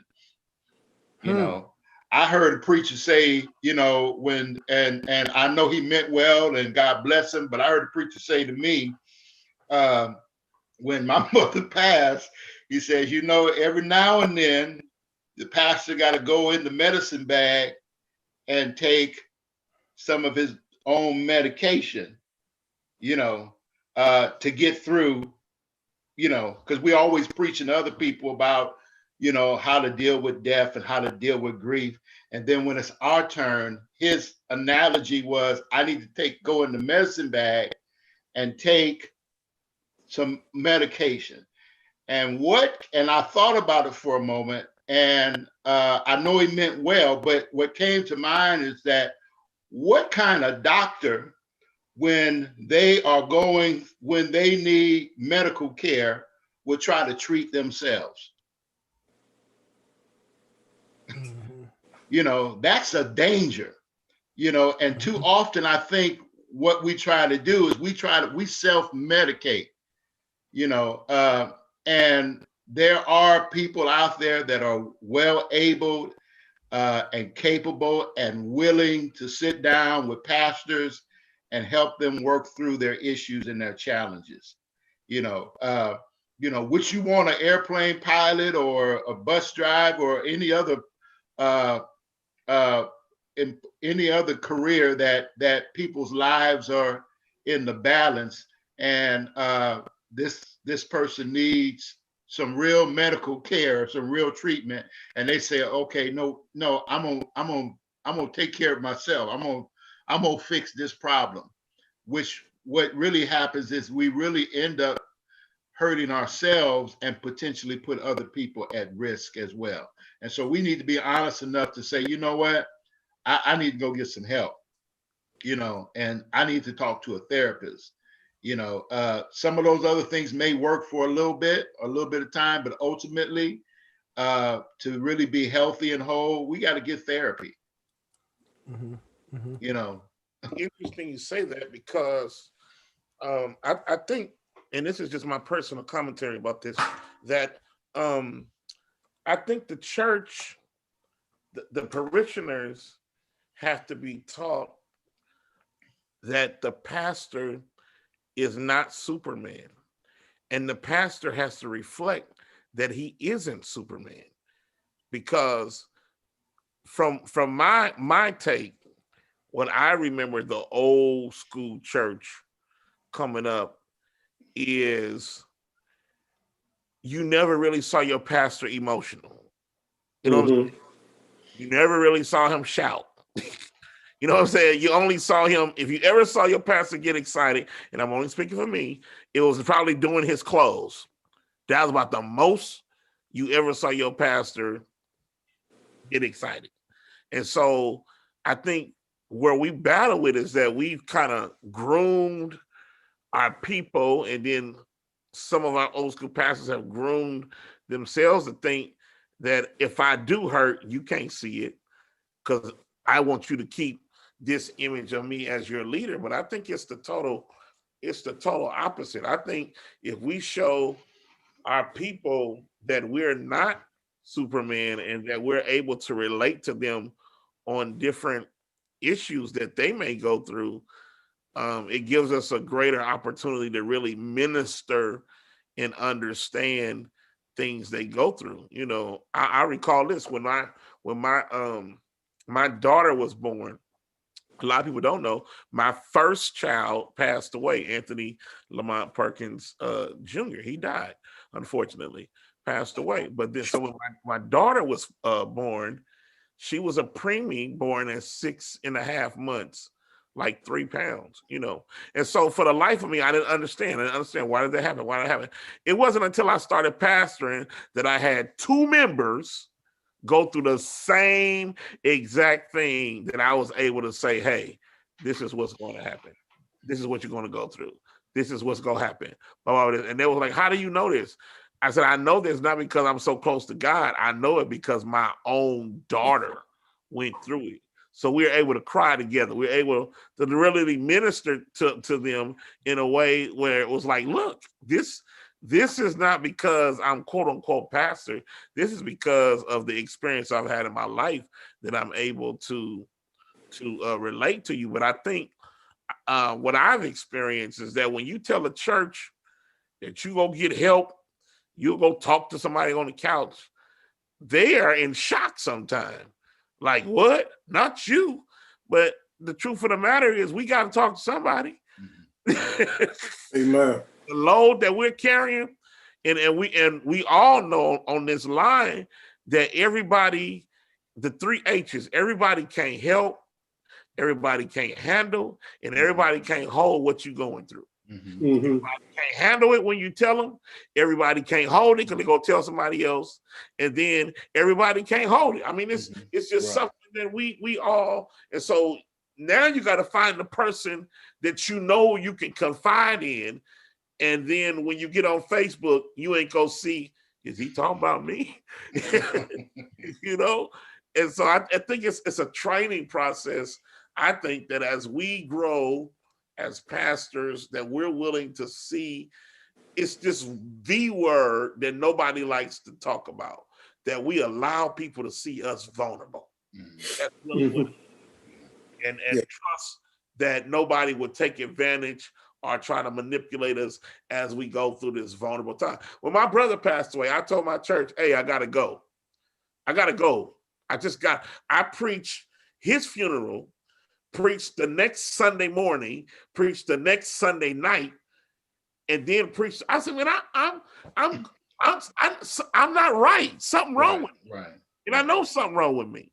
And if I don't get no help, I don't know what's gonna happen. And so I told him, I gotta go.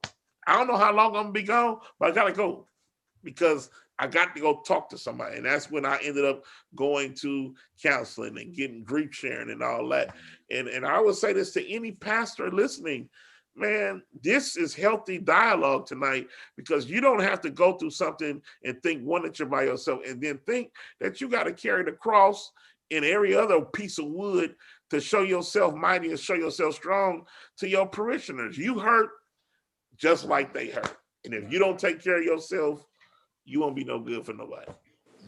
And Perk, I think part of that is that with between pastors as well as with pastors and their congregation is often our interaction and relationships are more transactional than they are transformational, you know.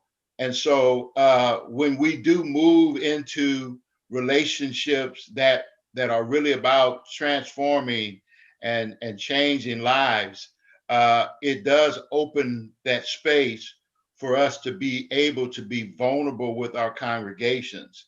You know, I wouldn't want to pastor a church that I couldn't be honest with them and tell them I got struggles. Right.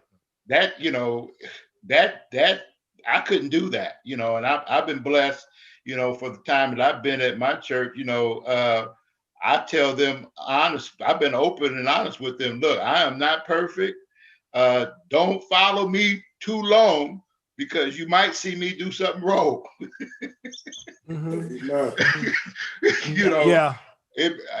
yeah. So but I think what's important is that, you know, wherever we are, you know, even in our faults and our failures, you know, and those moments that we're vulnerable, is that, you know, we can be honest and talk about it, you know, and not sweep it under the rug like it didn't happen, you know. And I think that's where pastors really make a major mistake at. Well, we think we have to be perfect and present a perfect personality to our congregations. A few years ago, my wife and I, she said, she answered your question, Robinson, about how did we both end up with wives with first names A. She said it was the Lord that did. I saw that. that. I saw that. But we went through financial hardship and challenges rather, and at that time, we were caught up in the housing crisis, and we ended up losing our house, to make a long story short. Mhm. And I wasn't embarrassed, I was hurt. And then I shared our struggle with the congregation. And there was about 4 other people in the church going through the same thing. And they were afraid to say something until I said something. So when they seen me be vulnerable and transparent, it opened up the door for them. And it helps us to then point people in directions to get help if we know. But if we don't say nothing, that we're struggling, it's going to be hard for others to open up when they're struggling. Yeah. I'm looking at, I was searching this Facebook, and Perk always talking about Bishop College guys, right? But you know, like in the last 10 days, right? I've had 2 classmates that have been called home, Yeah, right? Pastor Stephen King, went to school with him. You know, look, I'm 59 years old. I think King was 60, right? Died last Sunday night. And now Brother Yates, right? Right. You know, twins, you know, Maynard and Bernard, man. It's like, 62, right? You know, you look at like Alexis Thomas, right? How old was Alexis? What, 50? 50. Look, man, here's the deal. Like, right. I'm moving into this, right? But man, I'm going like, okay, you know, I'm 59. They say the average age, you know, life expectancy of a pastor, I think black or white, is 65, right? Okay, something got to give here. Something has to give here. All right. I'm not looking at dying at 65. I have grandchildren. I want to see them go to college, right? I want to see them graduate from high school. I want to see Taylor get married, right? You know, she's only 7, right? So, you know, possibly in another like 20, 30 years, you know, if I can hang around, I might be able to see that. You know, I just think that the time for us to not pay attention to our lifestyle, I think that day is done, right? I'm looking at this Peloton right now. I got, you know, sitting here in my office, right? That thing has let me lose, well, do my work. I lost like 15, almost 20 pounds through this pandemic, right? You know, you talk about the medication, the self-medication, Pastor Lake, and I appreciate you being transparent, you know, about that, you know, but, you know, what are the alcohol, you know, rates among pastors, right? You know, you look at this pastor in Southern California that was he was on staff at, I think, Harvest Christian Fellowship Church, you know, out of Orange County, you know, young man, you know, married, was on a couple of talk shows and had this ministry, right, for other people. And,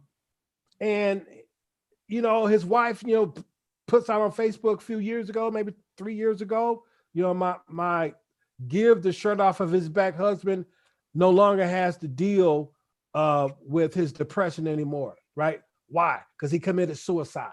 Wow.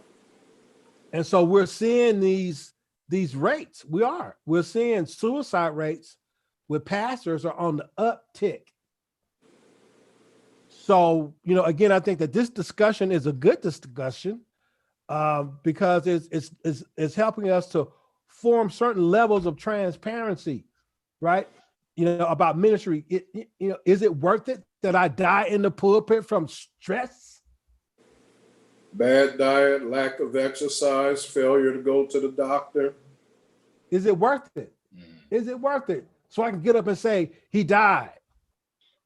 And he didn't stay dead. And he got up early Sunday morning with all power in his hand. That's what my boy Stephen King said on his last sermon. Early, right? Is it worth it? Is it worth it? I mean, y'all can chime in on that. Help me. Help me. Yeah, we are better witnesses for the Lord when we're alive. But you know what? The other Oh, side. now that was clear. The other side of that, though, is that what we fail to realize, and somehow we have to change it. Most churches, and I would say the percentage, Kurt, is probably 50% or lower, are really, really ready with the mindset to take care of the pastor. Let's keep it real. We walk into a church with already a heavy burden because 9 times out of 10, let's be real. Most churches ain't got no retirement. Most churches ain't trying to pay for your housing. Most churches ain't trying to pay for your benefits. They just want you to preach and give you a little check every month and think that, but no, if this is your profession and your career anywhere else, you'll have benefits. They'll be paying in housing. They'll have retirement. You have 401.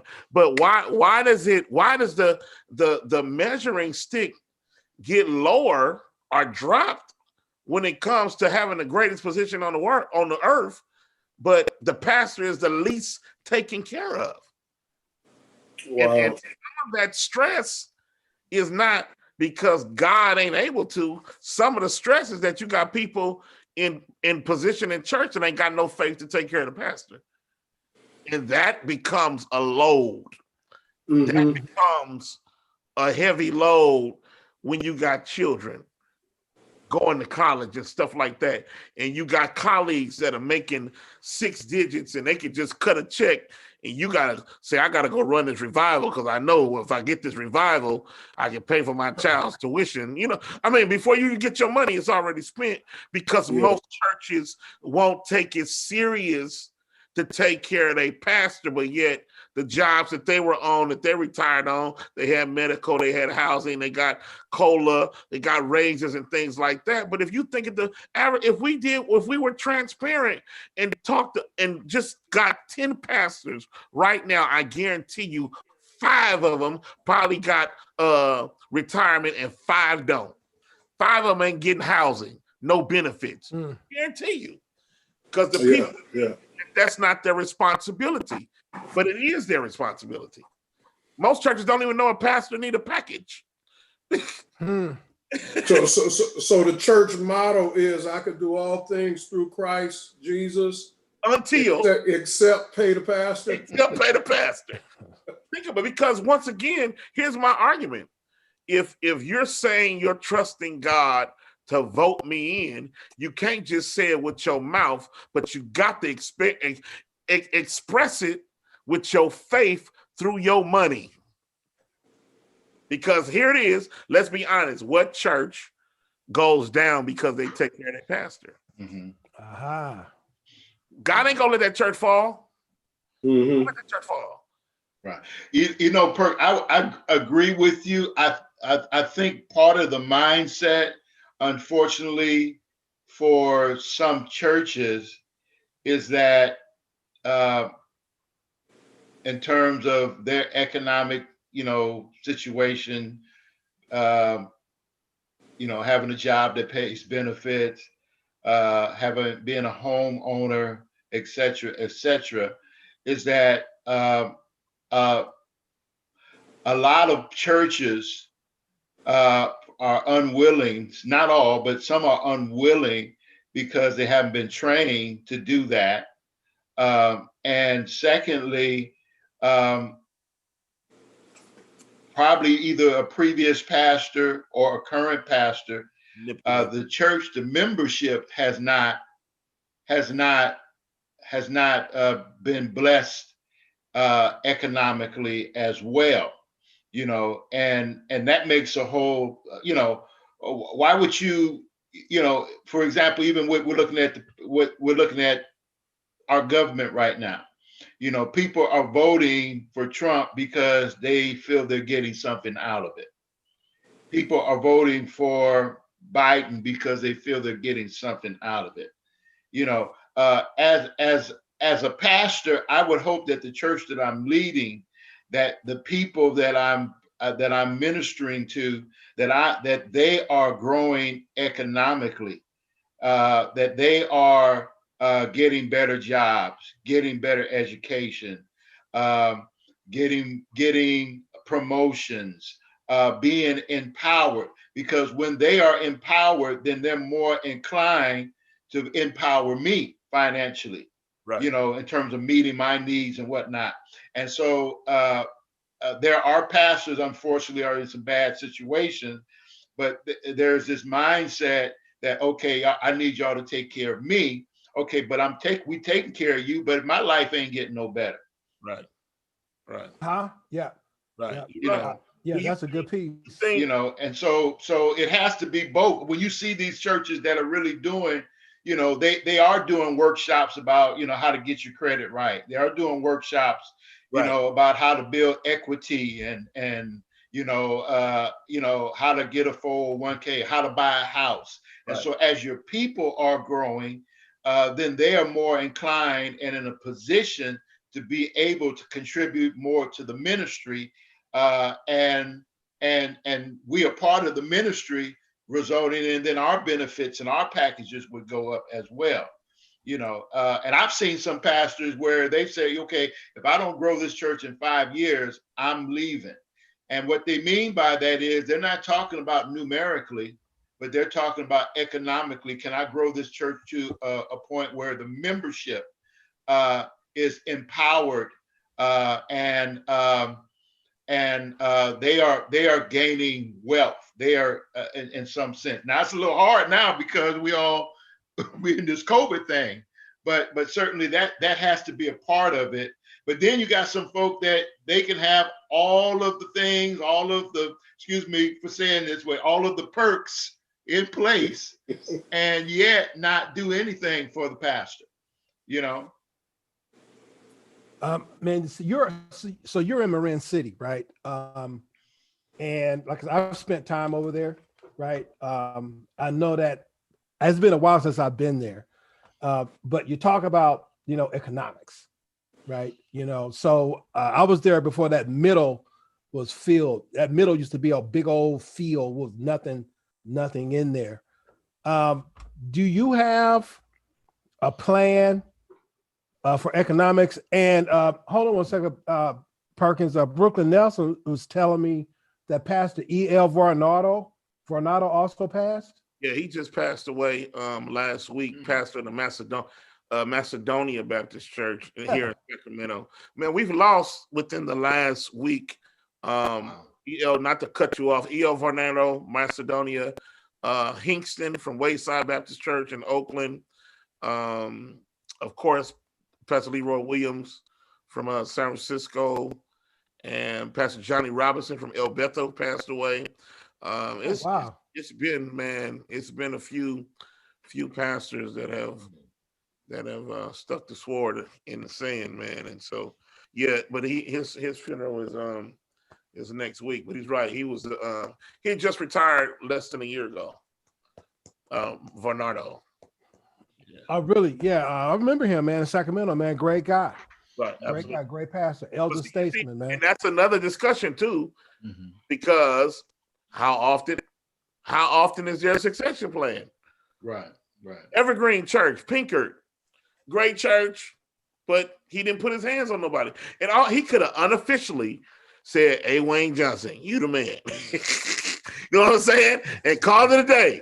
And that at least you would have had something to go on. But man, we just succession plan and I don't know. And maybe it's a good dissertation to do, but it seems like churches that do have a succession plan come out a little bit better than those that don't have a succession plan, because once that power gets in the hands of people that ain't never had no power, it takes a long time to get that church back under control and in some reins. And I'm almost convinced that we don't know how to call a pastor. That's a whole other discussion. But A.H. Newman said a long time ago, he said, Robinson, I said, yes, sir. It's been a long time since the Lord called the pastor to a church. I was like, yes, sir. Yes, sir. And I thought about that, what he said, right? But it's kind of, leaning towards where you are, because there's preparation. God specializes in preparation. He already has it figured out. We just don't put enough into it. And I'll say this, because I want to get back to the economic question, because I think Pastor Rondell Leggett brought out something very important. But here's one of the hiccups. One of the hiccups, I think, in the Black culture of the church is that we think that the only job that you can have is to be that of a senior pastor. Staff. Right. Staff. But, when I look at like E.K. Bailey, when I was at school at Bishop, he had like 12 preachers on staff. Never seen anything like that before. That was in the 80s. So consequently, I think that there's a misnomer, because maybe pastoring is not what the Lord has called you to do, right? Maybe administration, maybe you someone who subscribed to the Nehemiah construct, right? Where you're a tremendous negotiator when it comes to administration. So, Pastor Leggett, I want to get back at you with that, with the economic piece. And I'm done, man. We only got a few minutes left, but I really appreciate this conversation. Yeah. Well, since you've been probably out of Marin City is a very heavily nonprofit area, and so you will see a lot of nonprofits there. But what my mindset has always been, and even to this day, is that, empowering the people, not just members of the church, but the community. How do you help people get out of the projects and become homeowners? How do you do that? And you see churches that are doing that, and so, when you are helping people prosper, they're inclined to be more, not everybody, because I've seen some pastors work it and everybody's prospering and the pastor is starving. but the model should be, to go in and this whole transformation process, helping people get whole, encouraging people to go back to school, encouraging people to get into, using your community development corporations and whatnot. You got to partner with people in the community that are doing the work of empowerment. If your church is not able to do it on their own. Our church is not large enough to do it on our own, so we try to partner with people in the community, that can help empower the community and see people lives change and move out of, their dire situation into a situation where they can then turn around and help somebody else, and so it is huge. I have a mentoring program at our church, that we mentor about 14, 15 boys, for a 9-month period of time, and part of that is to develop leaders, to help them, to empower them to take their education serious, to empower, if they don't want to go to school, to empower them to go to a trade school, do something, and walk with them along that journey every step of the way. Don't just drop them off, and you don't only do that with teenagers, but you got to do that with some adults, And as you do that and people's lives are getting better, the ministry is hopefully growing, and people are giving back to the ministry, giving back to the community, and therefore, you can see that people are being empowered and they're actually making a difference. And, and they don't mind doing it. They consider it a joy and a privilege. So I don't know if that answers your question, because you told me we only had a few minutes. But no, I said I had a few minutes. No, I mean, I think you're getting into it. I mean, just the fact that you bring it up, just the fact that you talk about that there should be some parity. Again, if a church comes into a ghetto, does the church have it to transform the ghetto, or do you just have a multi-million-dollar church in a ghetto, right? Yeah. I mean, I struggle with that in East Oakland, and I've told people that for me, the gig is up, right? I've told the banking industry, the gig is up. There is not a bank within a 10-mile radius of my church. So therefore, the constituents in that community have to go to payday loan centers, have to go to liquor stores, have to go to grocery stores. That's to owned by banks. Right. Right. It is somewhat owned by banks and other pieces of entities. Right. However, when a major bank says we're not going to be here, it's like cutting off that artery to your leg, which means that I'm cutting it off. Eventually, it will do exactly what we wanted to do, which is to wither and die. Right. However, I've told the people of East Oakland, this is our finest hour. Right here, right now. They've said, we don't want to help you. So what we do is say, thank you. We're going to help ourselves, which is why we're talking about a community development bank in East Oakland. So I would ask this question, if I can ask this question. So what do our communities need? Do they need more do we need more pastors in the community, or do we need community developers? I think, first of all, we need more pastors who understand community development. Yeah, right. All right. Right. Because who will watch the watchers? If big money comes, like right now, economic opportunity zones are coming into Oakland, East Oakland, right where the Coliseum area is, right? Because of the Trump tax act of 2017. So when he signed a piece of paper that says, okay, you rich guys, what you can do is that you can take all this money you've made from the stock market, and if you divest that money into economic opportunity zones, what we'll let you do is that we'll let you, over a period of years, write off your capital gains taxes, right? Billionaires have made millions of dollars. Some billionaires have made more billions. Some billionaires have made trillions. And so what you have done, Donald Trump, is that you have allowed the rich, right, to come into these areas like in Oakland and say, okay, you don't have to pay taxes on your capital gains. But watch this. They don't necessarily have to set up shop there either, which means that I'll just take a corporate name. Let's say it's IBM, right? IBM could come in, set up a shop right there in East Oakland, right? And just office there and send the money back out. The money does not go into the community. And they don't have to hire people in the community. And so what I'm saying right now is that our politicians in these districts, and I'm going to say them, District 6 and 7 in Oakland, are not leading in any initiatives.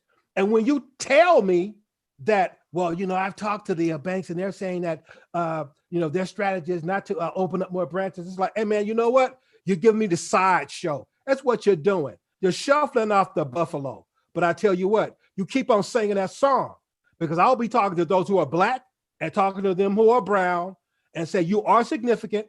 You do have value. And if we come together, what we can do is we can build our own community and we can create our own levels of sustainability. The elite hate to hear that.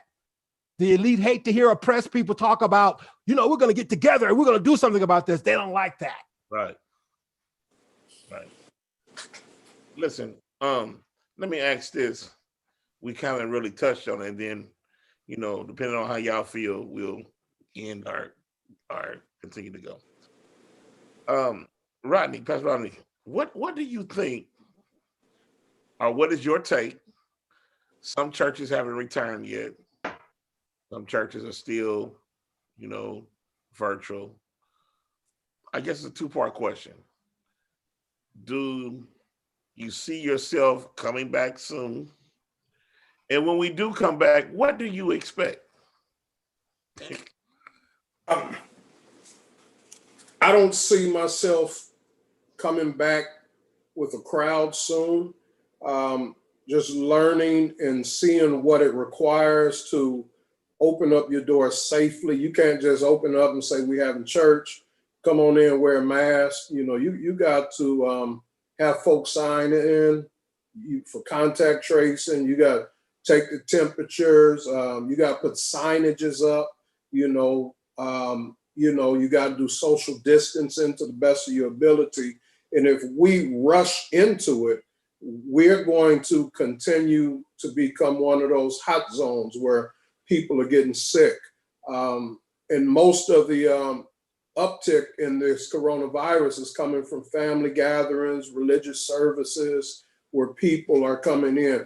And so we have to be prepared. We have to do the best of our ability to learn all the protocols. And once we get that, amen, the status, San Francisco is going into yellow tier, which says if you have the space, you can have up to 200 people or 50% of your building's capacity. And to people hear that, they think, okay, church should be open. But if you're not ready, you don't have staff to help you, volunteers to help you do all that, you shouldn't rush in it. And when the second was the first other part, that was two questions you asked. What do you think it'll be like when we come back? When we come back, people will be excited, but I don't think everybody's coming back. And people who are in high risk categories have to be more cautious than others. But I think it will be exciting to have 50 people or 100 people to be able to have that what we have been accustomed to. But I don't think we should look for it. I think we should just take our time, be cautious, be prepared, learn as much as you can, get the right stuff in place before you invite crowds back into the building. Yeah. I know a lot of churches are, I talked to one pastor today. He was like, they go in next week, Well, each his own, I guess. I want to shout out, where did he go? He disappeared. How he do that? He got the Holy Ghost or something. I'm trying to hold up this manual. It says COVID-19 industry guidance, places of worship and providers of religious services and cultural ceremonies, dated July 29th, 2020, issued by the state. It's a good place to start, right? Because it gives you some idea of what kind of guidance that the state, is putting out there. I know it's not my question, but man, I'm just telling you, to me, it's like, so we're surging right now in terms of cases. Right. We have record cases right now. And and I was explaining to my church this morning, it's like me telling the members, it's raining outside, right? They already have umbrellas. And so I said, hey, wait a minute, it's raining. Wait, don't go outside yet, right? Then it starts raining harder. And then I go like, okay, you guys going out now. It's raining worse. Right.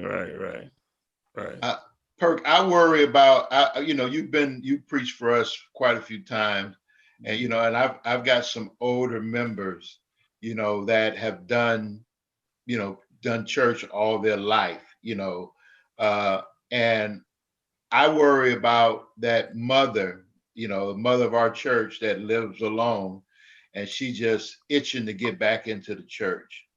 And if I were to just say today, okay, we're open back up, even though there's we're surging, she would be there in a heartbeat, Right.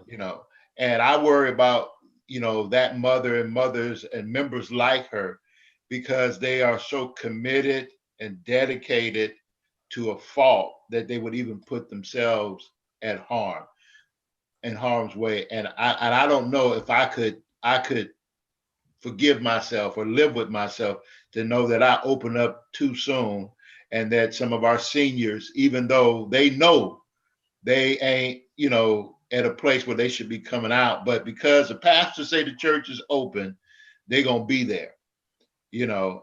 And the other thing, and so we're staying closed, and as the future pertains to whatever the new normal is going to be, I'm a little concerned. I don't think people are going to come back like we think they are. I think they will eventually do so, but there are a whole lot of people enjoying church at home right now. They are enjoying church at home. They could do church at home. I saw a member, and I know some of them watching, but by the time I finished preaching on Sunday, they were already down at the Safeway making shopping and doing groceries and doing all kind of stuff. Yeah, Melba Banks is on. Hey, Melba, that's my buddy. And so some people are really loving this right now, and so I don't know, I think we just have to really try to stay connected through these social media outlets, do your small groups and disciple making processes, develop all that stuff, and try to get it up there and get good, solid teachers who can convey a good Bible lesson over social media outlets where people will stay interested and connected. But there's some folk, man, you can drive down the street on your way to the grocery store and be watching your pastor preach at the same time. We like multitasking. You're not suggesting that you drive and be distracted. People do that. You'd be surprised. I'm happy to see some folk be in Zoom meetings and driving down the street in the Zoom meeting. Yes, I'm guilty. I did that. Cooking their meal, doing everything. Man. Everything. And you over there preaching hard, thinking they over there saying, "Hey man, preach, preacher," and they said, "Pass me some of them beans over there." Look, brother, it's been rich. I know we could probably keep on talking for another hour or so, but I want to appreciate your time.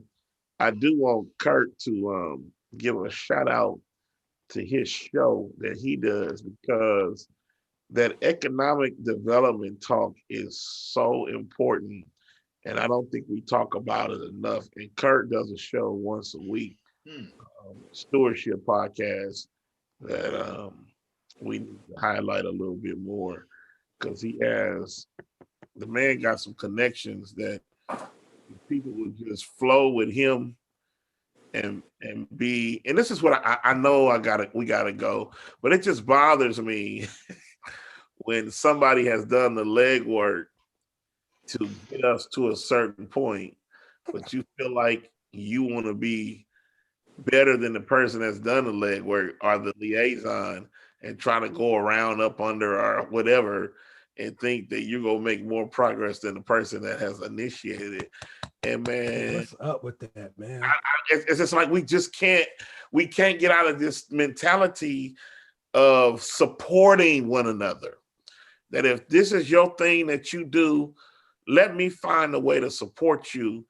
And once you get it off the ground, you each one teach one, reach one.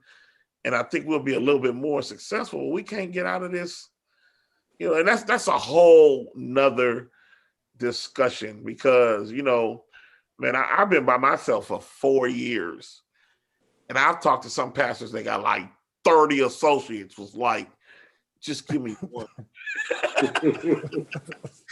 I need some help. No, Doc, I need them. I'm like, for what? But it's like we just won't support each other. But I appreciate y'all coming on tonight. We mentioned something about staff, and I'll say this, and then I'll give you an opportunity to give your closing words. Somebody said something about staff. That's terminology that we're not really used to. Some churches don't. If you say staff, they may think you're talking about thy rod and thy. Come on. Is Moses walked in here? Yeah. You know, so terminology is so important on when we are leading and especially trying to teach our people that we have to share the genre with them that, you know, this is what certain other churches do. This is like, I know, for instance, you have to start saying repetitive, call the church office or the staff to start getting people to understand, you know, that this is the language that you use to get us, you know, to keep moving forward. I'm looking at a question real quick for those of you, for how many services do you watch on Sunday? That's Brooklyn Nelson. It's like, Okay, we'll ask that question, take that question, and we'll be done. He says, for those that you pre-record, how many services do you watch on Sunday? I'm not answering that question. Man, I don't pre-record, but I wake up and I got my favorites that I like to listen to. I hear and I try to support the local guys too. So and I got a process that I'm getting ready for my day. And then throughout the week, I like to listen in to some of the local pastors and encourage them as well. Because again, we need to support one another. Yeah, I start early in the morning about 5. Get my East Coast, get my Godfather in, Tabernacle in Detroit, you know, get those guys in. But you know, the key is, you know, Brooklyn, we just gotta support each other. And that's I mean, and more importantly, when we support, don't just watch. Put some encouraging words on brothers' comments and let them know, you know, man, doing a good right. I'm looking out, man. I'm looking out. I'm proud of you. Because right about now, that's what we need. And really, if more parishioners see more pastors doing it, maybe more parishioners will do it themselves, you know, encourage each other. Because that's where we are right now. We better together than we are apart. We need the encouragement, you know. That's all I got. I want to give a shout out to those that are watching. Hopefully next week I'll have a flyer. But I got a buddy named Ayinde Ubaka. He used to play for Cal, was a all Pac-10 player, got drafted by the Charlotte Bobcats years ago. Now they're not Bobcats anymore, but he plays some professional ball overseas. And I told him I would shout out his organization that he has called Court Vision Training Facility, that he just took a warehouse, formed it into a warehouse, to a hoop court, 3 courts, and he does professional training. My son actually is one of his clients that trains with him every Saturday. But if you got any kids out there that looking for a safe place to train, or just need some positive male factor in the San Leandro area, next week I'll have a flyer made for him. But a good young guy, just relocated from Washington, down to earth, and he got my boy. He gonna have my boy ready to run the point as a freshman on playing VAR. So he does good work. But that's one of the other things we want to try to do on this show is support, you know, our local businesses, guys that's trying to do stuff positive for the community. And as I said, Kurt will tell you about this show that he does on Friday that I hope that you all will support also. But let me give you an opportunity, Leggett, to give your closing remarks, where you can be found, encouraging words to the Facebook audience and YouTube audience, and then we'll sign off. All right, Pastor Perkins, thank you, and Pastor Robinson for the opportunity in honor of your brother, man, who was just a great guy, man. I love speaking with him and preaching for him, and he came and preached, amen, for me once, and I thought he was submitting his resume, amen, but he was a blessing, a good friend, and he was a man of his word, you know, and so I thank God for him. And so again, he's missed, and he'll never be forgotten. And just again, keep up the work that you guys are doing, and I'm interested in what you're doing, Robinson, as well, because again, we need to support, we need to give out good information that'll help build our communities. If you want to hear more, check us out at the Cornerstone Missionary Baptist Church in San Francisco, 6190 3rd Street. We stream at 10:25 on Sunday morning, Sunday school at 4 o'clock on Saturdays. And we will resume our midweek Bible study on November 4th. Again, vote, vote, vote. Oh, right on. That's Rondell. All right. Perk, thank you so much. Robinson, thank you. This has been a joy and a pleasure. And I do appreciate that you thought about us in memory of your brother, Walt. I had the opportunity to play ball with him. I think we went up to California State Baptist Convention up in Sacramento, and we played together against the youth. And he was hitting that jumper. And our conversations, me and Walt have a very similar journey in that we are the older brothers and you all the younger brothers, and started pastoring before we did. And Walt supported you and I supported Rodney. And then the Lord elevated us to positions of senior pastor. And certainly he's come and preached for me several times, and the boy could sing. The boy could sing. Yes, you can, sir. And so I certainly appreciate, being a part of this. And so we're in Marin City. When you get off of 101 headed, that would be north. You get off at the Marin City Sausalito exit. And we're at 501 Drake Avenue. 501 Drake Avenue. We are the oldest church in Marin City. We've been around 76 years, celebrating 76 years in November. Wow. And so we started in 1942 when our people migrated from the South to come out here and find work at the shipyards. And so I still have members of our church that are part of that history and that legacy. And so you can check us out on YouTube or Facebook Live at 10 a.m. On Sunday mornings. And we do an hour of power by way of Zoom and Facebook every Wednesday night from 7 to 8. And I have a men's core group that we also do on Zoom on Saturday mornings. And so ladies and gentlemen, ladies, if you think your man need a little pep talk, some encouragement, some brothers to hang out with, please check out our Facebook page and you can get some information. You can become part of our men's core group. And so brothers, just come on in. We are very transparent and love to have new men. It's not about a church thing. It's about a brother thing, so we can encourage each other. And so thank you. I hope we shared something tonight that was encouraging and positive and that will help you keep your head up during these challenging times. God bless you. Kurt. All right, awesome. Again, to hang out with the brothers Leggett.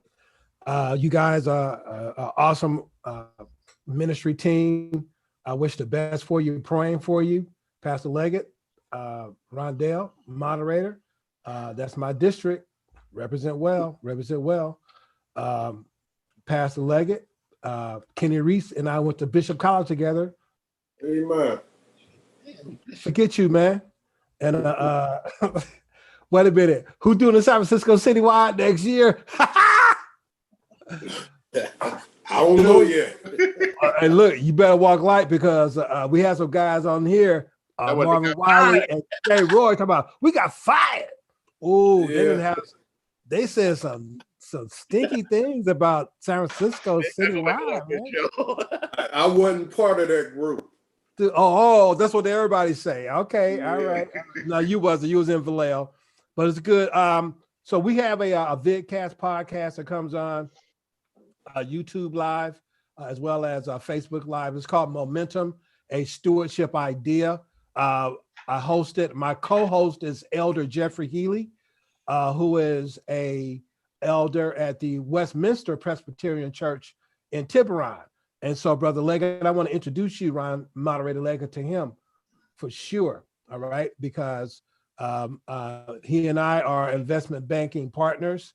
And so, we talk about these kind of things, and but we're also men of God, so, we don't talk about, I could tell you about the Wall Street, what have you, but there's another motive for what we do, because money is God's resources. And we have to learn how to interact in a very proper way in order to make that happen. And we're very much there, so that's every Friday at 1:00 on Facebook or YouTube Live. And that's Momentum, a Stewardship Idea. God bless you guys. Perk, you my man, Batman, brother. Man, where my mask at, man? Where my mask? I got you. Got me on a shirt too. That's why I didn't wear it, because I got you. Hey, I got XL. My last question to y'all legates. Did y'all used to dance? Dance? Yeah, like at the like strut, pop lock or something? Yeah. Did y'all used to dance? No. No, come on, Rodney. No. Quit playing, man. No. Hot block dancing? No. Well, you got to dance tonight. Everybody got to do a move. No, that's why I DJ, because I had no rhythm. How you DJ don't have no rhythm? I just bop my hair like that, spin the record. That's something. DJing. It Lord is. have mercy. Go ahead, Rev. We appreciate y'all, man. This Perks People Thought signing off.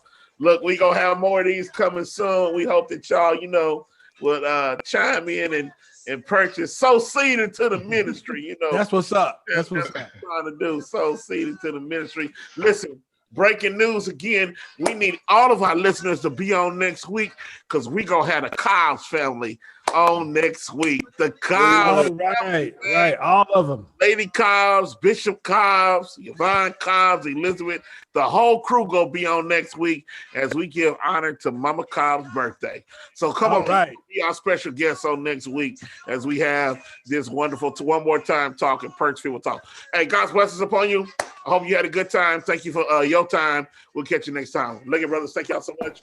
All right. That's you. All right, thank you, man. Call you, man. Call you. All right. All right, do that, leg. I'm looking for it, man. Okay, bud. Peace. Ow. All right, bro. Good show. Well, holla, man. It's a good show again. Man, it was, dude. It was, man. Looking forward to next week. And man, I'm gonna go eat some chicken soup. Man, the Raiders, what is wrong with the Raiders and Tom Brady? Did they win?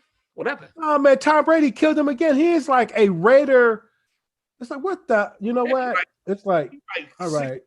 I think he beat burning candles. That's right. I know you went to Wicca, Brady. I've been trying to watch this baseball game. We gave it up the other day. Man, the Dodgers, man. What's up with that, man? We up 4-2. Oh, really? I'm gonna have to watch that game too. Well, they kicked Tampa Bay, got Oakland again. Unbelievable, Tom Brady. Wicca. That's all I got to Wicca. All right, man. I'm out. Great show. Holla.